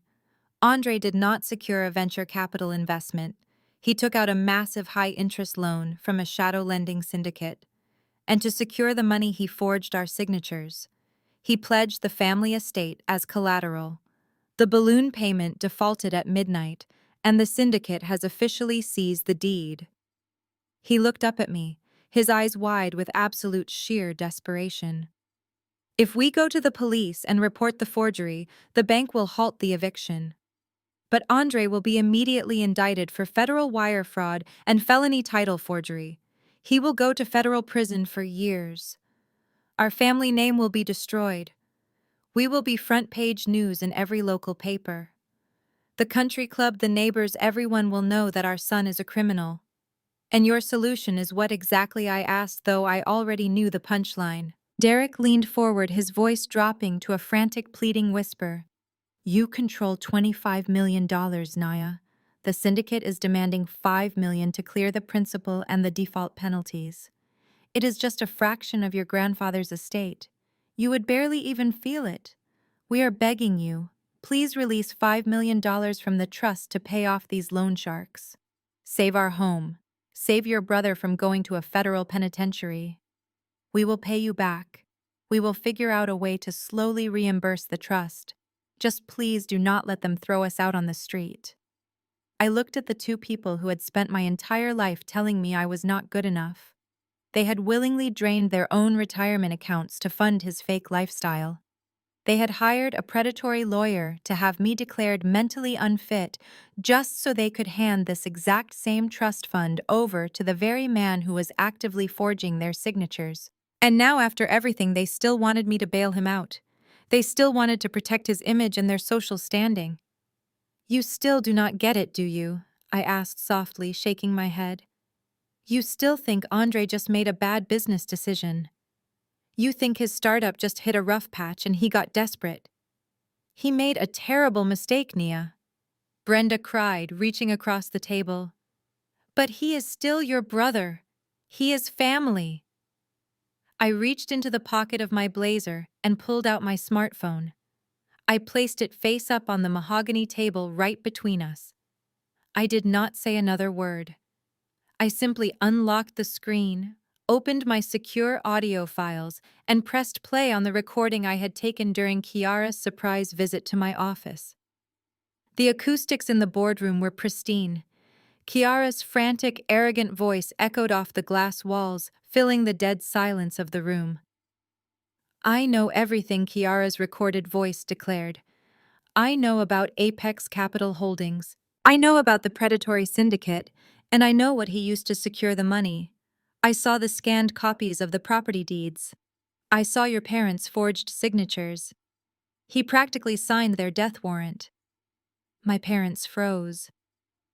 The color instantly drained from my mother's face as she recognized the voice of the high society woman she had practically worshipped at the Thanksgiving table. The recording continued playing Kiara's ruthless extortion attempt.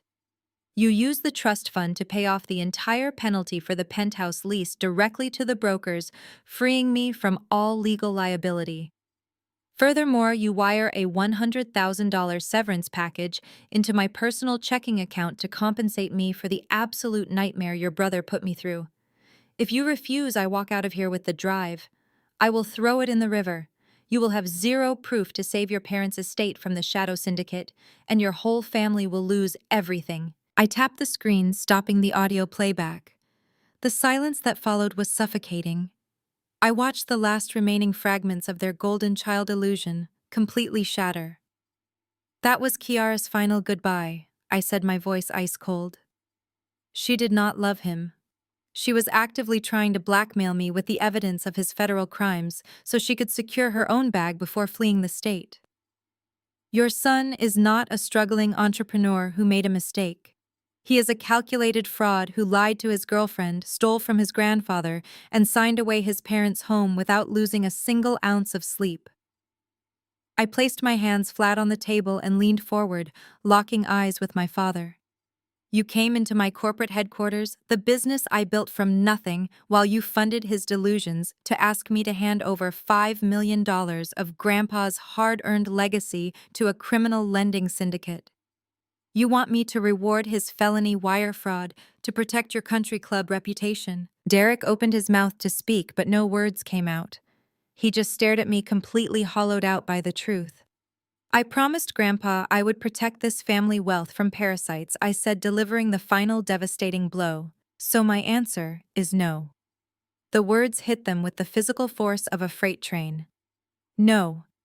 It was a complete sentence and an absolute final judgment. Derek slumped back into his luxurious leather chair, all the fight completely draining out of his body. Brenda buried her face in her hands, letting out a loud, agonizing wail that echoed off the glass walls of the boardroom. They had walked into my building expecting the family bond to somehow magically override decades of mistreatment. They expected me to simply write a check and make the nightmare disappear. I did not feel a single ounce of pity as I watched them cry. I sat perfectly still, keeping my posture perfectly straight. You spent my entire life grooming a liar, I said, my voice slicing through my mother's sobs.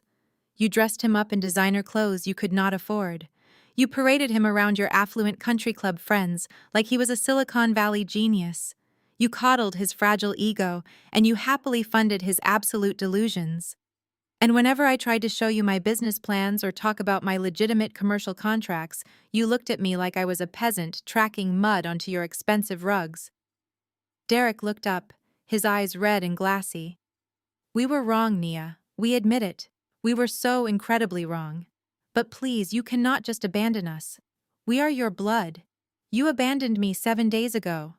I fired back, the anger finally rising to the surface. You stood on your perfect front porch and handed me a plastic container of cold turkey because my work boots did not fit the aesthetic of your dining room. You told me my blue-collar job was an embarrassing stain on the family image. You chose a velvet blazer and a fake tech startup over actual hard work and character. You prioritized the illusion of wealth over your own daughter. And now that very same illusion is about to render you completely homeless. Brenda looked up, her makeup completely ruined. What are we supposed to do, Nia? She choked out. We have 72 hours. Are we supposed to sleep in our car? Are we supposed to go to a homeless shelter? The neighborhood association will find out. The club will know. We will be ruined. Even now, staring down the barrel of absolute financial destruction, she was still worried about the country club gossip. It was pathetic. I took a deep breath, centering myself. I thought about Grandpa Harrison. I thought about his calloused hands and the long hours he spent building his business. Grandpa Harrison left $25 million to build generational wealth, I explained, speaking slowly so they would absorb every single word. He wanted that money to serve as a rock-solid foundation for this family. He wanted to send future grandchildren to university without debt. He wanted to invest in legitimate brick-and-mortar businesses. He wanted to create a safety net for people who actually understand the value of a dollar. He did not leave his life savings to serve as a bailout fund for a 31-year-old criminal who writes fraudulent checks and forges his own parents' signatures to impress a gold digger.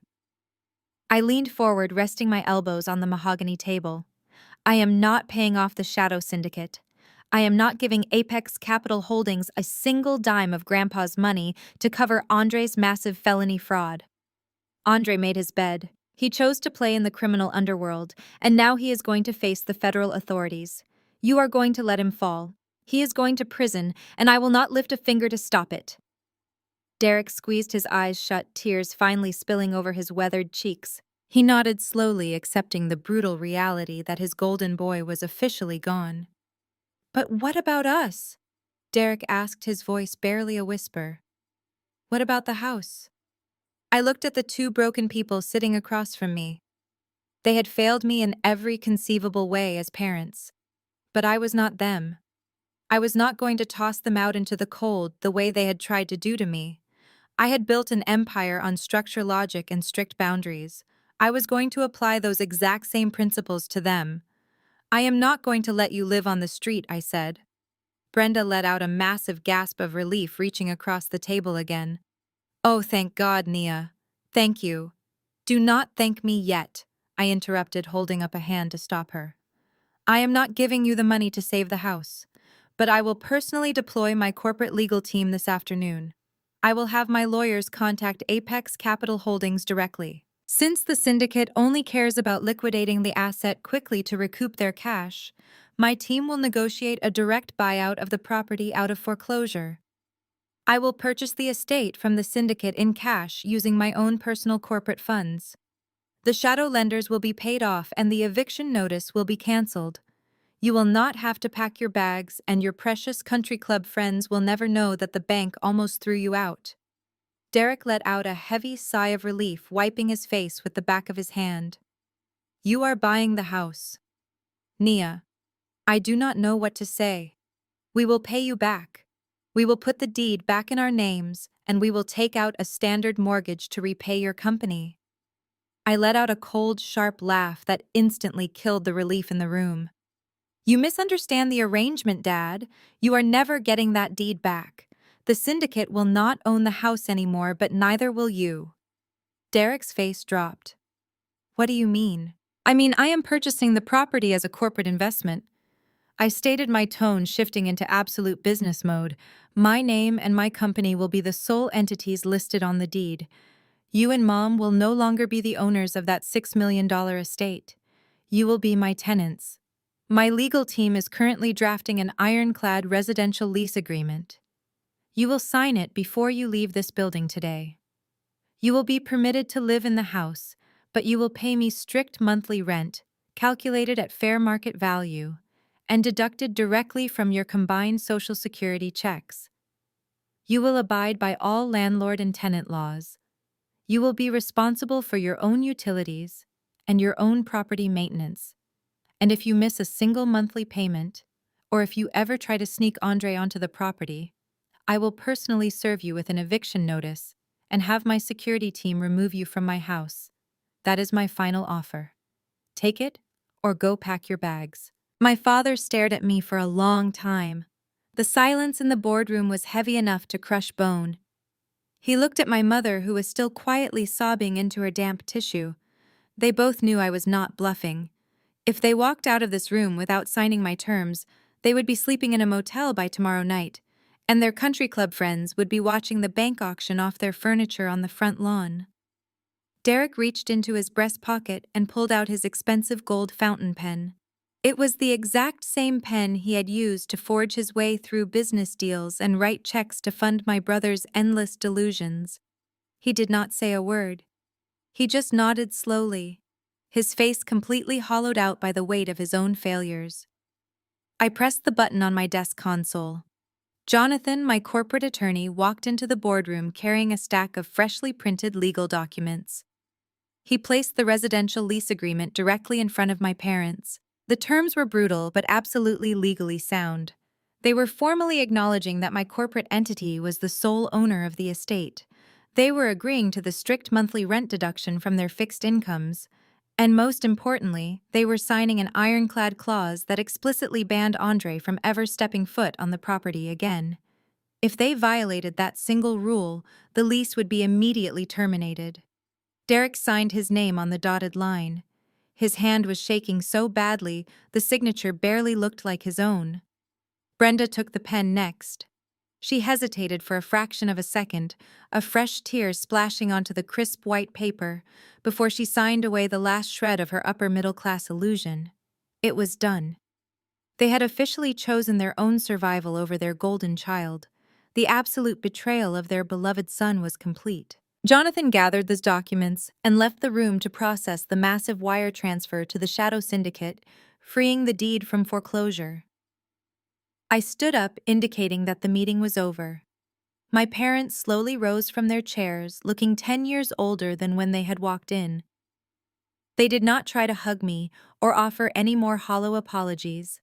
They quietly shuffled out of my corporate boardroom as my newest tenants. While my parents were driving back to the house they no longer owned, Andre was experiencing the final devastating collapse of his fake empire. According to the digital trail my private investigator Dominic had been monitoring, Andre spent the entire morning frantically calling our parents. He was pacing around his empty luxury apartment, waiting for them to magically deliver the $5 million he needed to avoid federal prison. He still believed his golden child status would save him. When my father finally answered his phone, the conversation was painfully brief.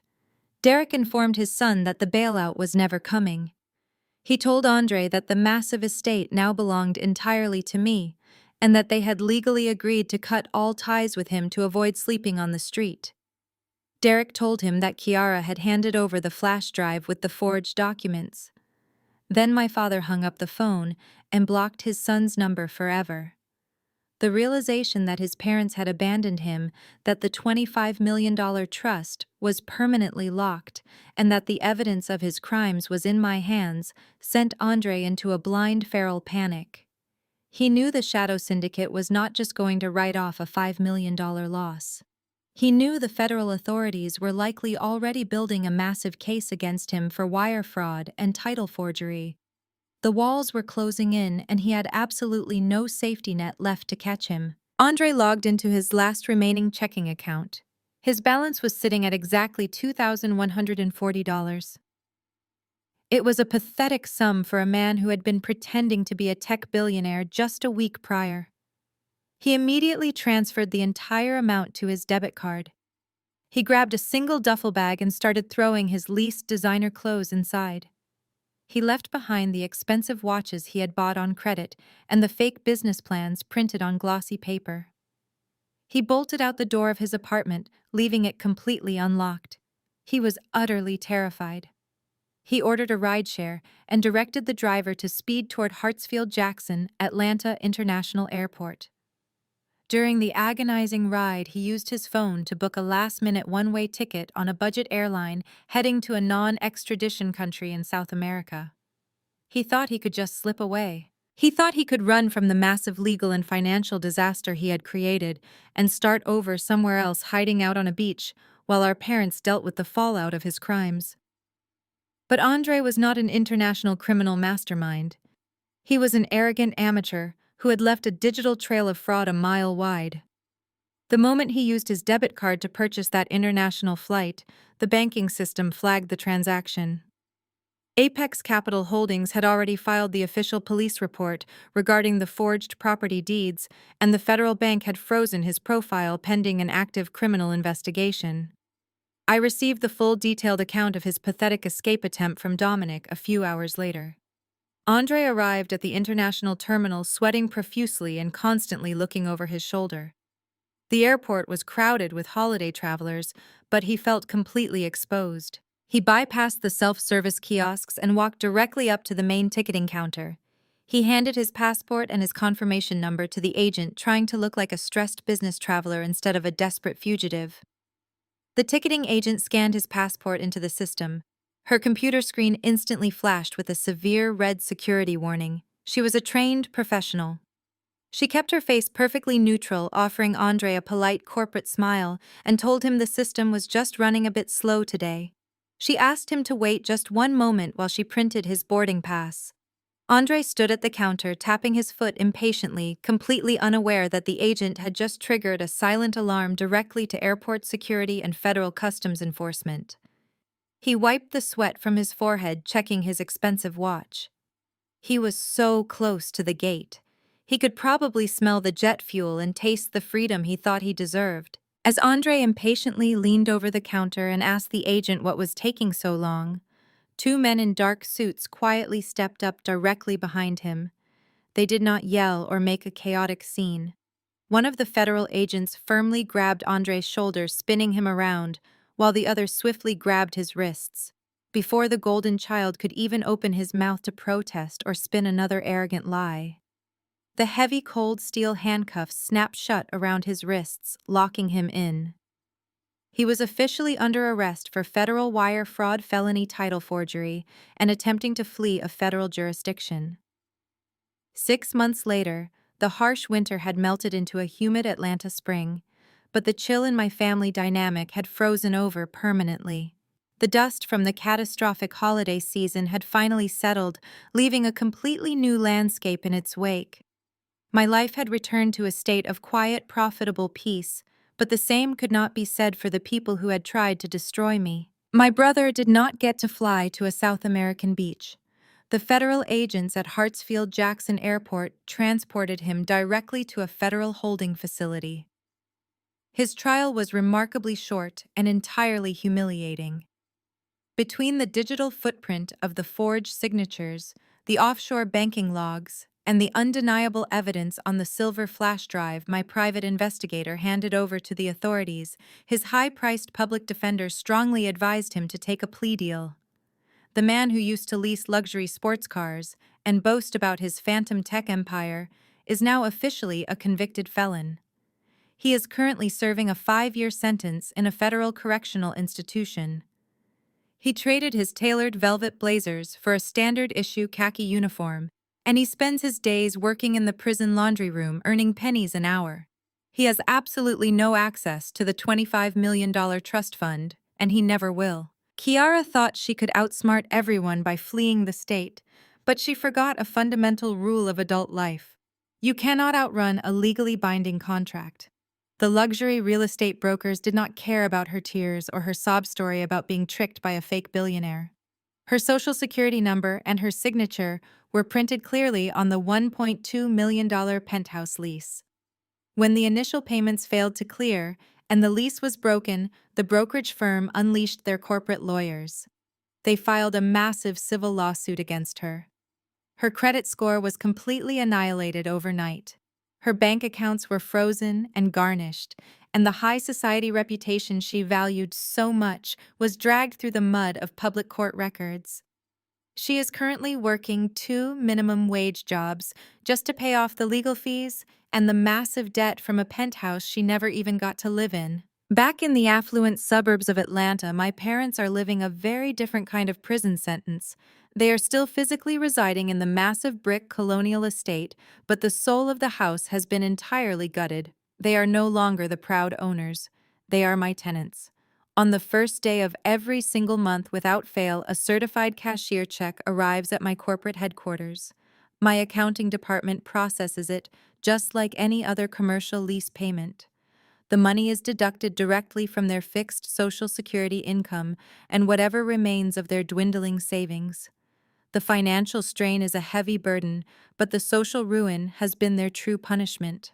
Without their retirement savings and burdened by the crushing reality of their son's highly publicized federal conviction, they could no longer afford to maintain their illusions. They could not pay their exorbitant country club dues and were quietly asked to resign their membership. The wealthy neighbors who used to attend their lavish holiday parties now cross the street to avoid them or whisper about them in the aisles of the grocery store. The facade of extreme upper-middle-class superiority they spent 30 years building evaporated overnight, leaving them completely isolated in a massive house they do not even own. I had not seen or spoken to them since the day they signed the lease agreement in my boardroom. But standard corporate protocol for my real estate holdings dictates a mandatory property inspection every 6 months to ensure the asset is being properly maintained. I am not a slumlord, and I protect my investments. On a bright Tuesday afternoon, I drove my heavy-duty work truck up the familiar circular driveway and parked in the exact same spot I had parked on that fateful week before Thanksgiving. I stepped out wearing my tailored business suit and carried a digital clipboard. I walked up the stone steps and rang the doorbell. Derek opened the door. The sight of him was jarring. He looked smaller, somehow completely stripped of his arrogant posture. His clothes hung a little looser on his frame and his eyes were tired. He stepped aside nervously, letting me into my own house. Brenda was hovering in the foyer, wringing her hands together. I did not offer hugs. I did not engage in casual small talk. I walked through the rooms, checking the HVAC vents, inspecting the plumbing fixtures, and noting the condition of the hardwood floors. Derek trailed a few steps behind me like a nervous renter, hoping he would not lose his security deposit. The absolute shift in power was palpable in every single room. I was no longer the blue-collar disappointment. I was the landlord, the executive, and the sole owner of the ground they stood on. When I finished the inspection, I noted that the property was in acceptable condition. I walked back toward the front foyer, preparing to leave. Suddenly, Brenda rushed into the kitchen. She reappeared a moment later holding a familiar plastic Tupperware container. It was filled with freshly baked cookies.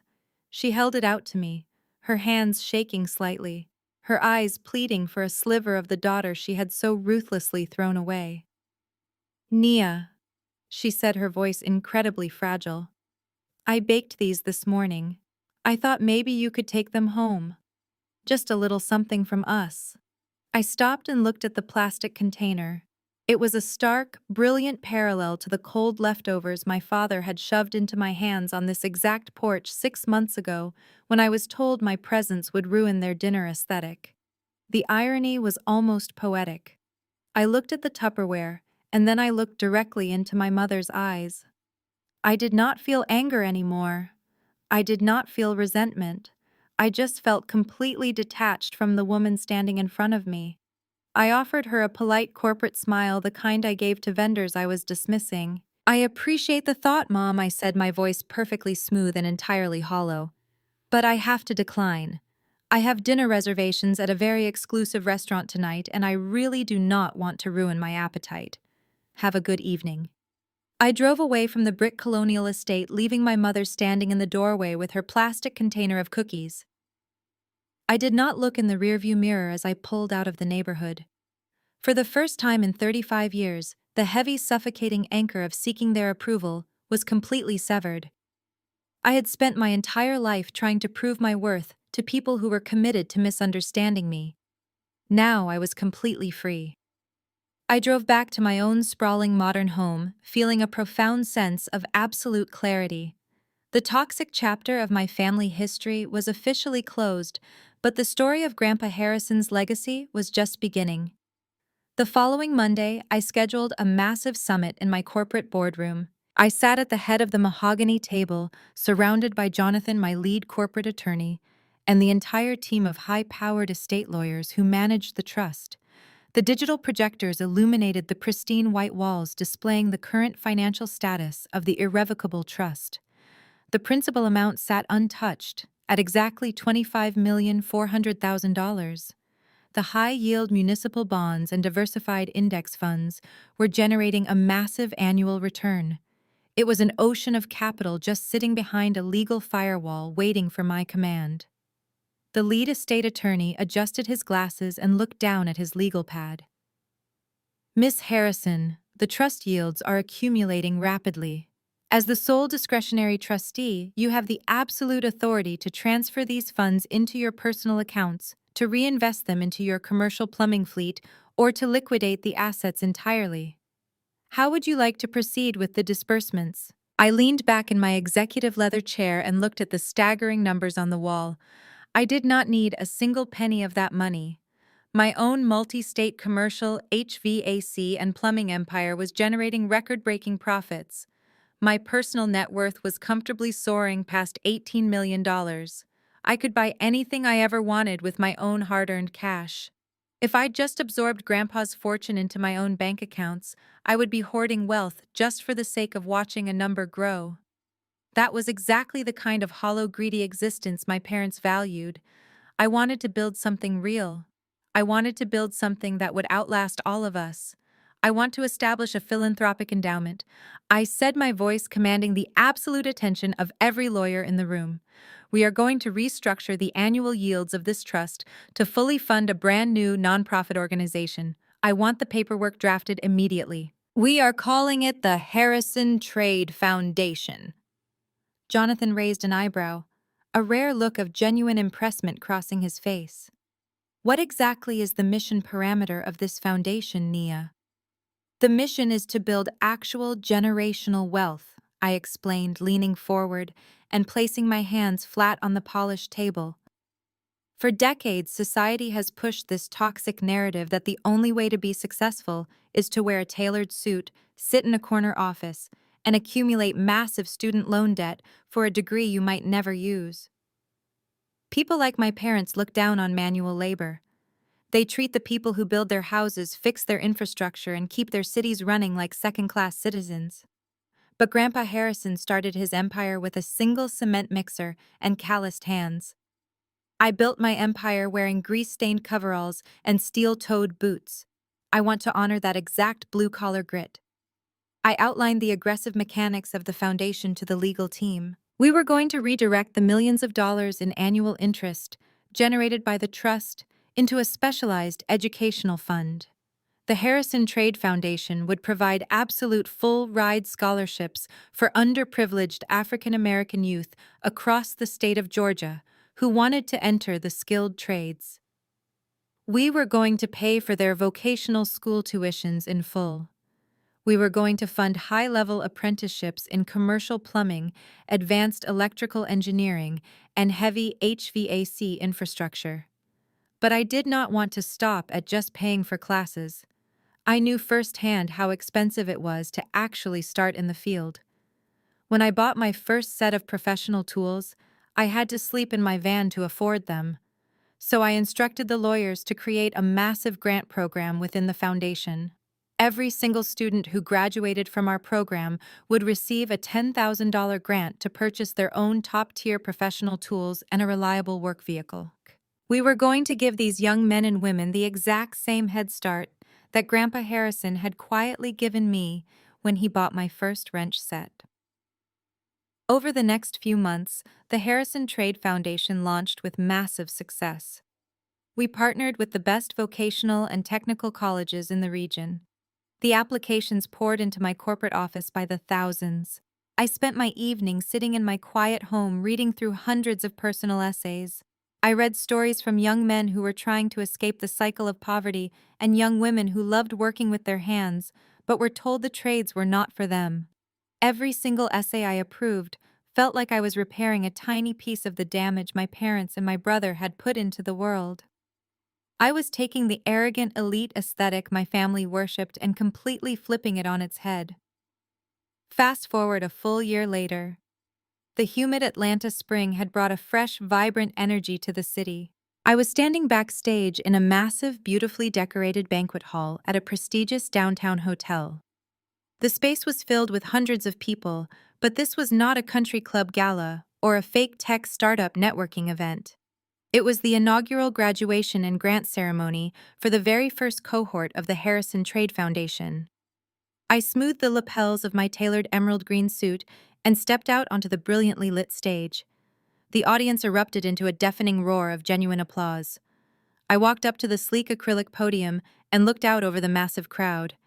Sitting at the round banquet tables were 150 young African American men and women. They were not wearing leased velvet blazers or fake designer watches. They were wearing crisp, clean suits and dresses, their faces glowing with an absolute sense of pride and accomplishment. Beside them sat their parents, their grandparents, and their children, weeping tears of pure joy because the cycle of generational debt had just been permanently broken. I gripped the edges of the podium, taking a deep breath to steady the profound emotion swelling in my chest. I looked at a young woman in the front row who had just completed her master plumbing certification and a young man next to her who was officially launching his own residential electrical business. I looked at their capable hands, hands that were ready to build, maintain, and create real tangible value in the world. A powerful realization washed over me, making me smile a genuine, radiant smile. I stood in front of the first graduating class of the foundation, looking out at the young men and women whose lives had been completely changed. The exact same fortune that my brother had desperately tried to steal, to blow on private jets, luxury penthouses, and a fake aesthetic, was now sitting right in front of me. It had purchased futures dignity and absolute financial freedom for people who truly deserved it. As I walked off that brightly lit stage, the applause still ringing in my ears, I felt a profound sense of closure settle deep into my bones. The gala was a massive success, but the real victory was entirely internal. I drove home that night under the glow of the Atlanta city lights, reflecting on the long, brutal journey that had brought me to this exact moment. For 35 years, I had allowed my identity to be heavily influenced by people who were fiercely determined to diminish me. I was always the family scapegoat, the blue-collar disappointment, the girl who played in the mud while the precious golden child was groomed for imaginary greatness. I used to crave their validation. I used to hope that if I just built my business a little bigger or landed a massive commercial contract, they would finally look at me the way they looked at him. But standing in that banquet hall, looking at the real, tangible empire I had built, I realized a profound truth. Being uninvited to that Thanksgiving dinner was not a cruel punishment. It was the single greatest gift my mother could have ever given me. It was the absolute final severing of the toxic string that had tied me to their impossible empty expectations. When Brenda physically blocked the front door and told me my work boots were an embarrassment to the family aesthetic, she thought she was exiling me from the kingdom. She had no idea she was actually locking herself inside a burning building. That is the ultimate tragedy of families who are entirely obsessed with image and social status. They are so busy polishing the outside of the house and curating the perfect lawn that they completely ignore the severe structural rot eating away at the very foundation. I had spent my entire life pouring concrete, fortifying my own foundation, and building real wealth with my bare hands. They had spent their entire lives taking out high-interest loans just to paint the walls and pretend they were royalty. People often think that revenge has to be loud. They watch movies and assume that getting back at toxic family members requires screaming matches, dramatic courtroom confrontations, or actively plotting to ruin someone else's life. But I learned the hard way that the most devastating revenge you can ever inflict on toxic people is simply walking away in absolute complete silence. I did not have to orchestrate Andre's spectacular downfall. I did not have to hack his banking profiles or sabotage his fake tech startup. I just had to step back and stop shielding him from the brutal consequences of his own arrogance. I simply let his absolute blinding entitlement be his own undoing. The exact same principle applied to my parents. I did not steal their house or force them out of their prestigious country club. They handed their entire future over to a criminal lending syndicate because they were too proud to admit their golden child was a complete fraud. They willingly chose to maintain a fake high society aesthetic even when it meant risking their own survival. All I did was hold up a mirror and force them to look at the reflection. Gravity did all the heavy lifting. When you stop catching people who repeatedly throw themselves off cliffs, they eventually hit the ground. I am no longer the black sheep of the Harrison family. I have become the matriarch of an entirely new legacy. I am building a community defined by hard work, integrity, and undeniable results. The young men and women graduating from my foundation are my true investment in the future. They know what it means to sweat, to struggle, and to earn every single dollar they deposit into the bank. They will never have to forge a signature or lease a luxury car just to feel valuable in a room full of strangers. If my journey from the grease-stained coveralls to the corporate boardroom has taught me anything, it is that true power is incredibly quiet. It does not need to boast at a holiday dinner table. It does not need to post perfectly curated photos on social media to prove its worth to people who do not even matter. True power is not about the designer clothes you wear or the fake affluent image you project to your wealthy neighbors. It is about the quiet, unshakable foundation you build in the dark when nobody is watching. Building that quiet, unshakable foundation takes time.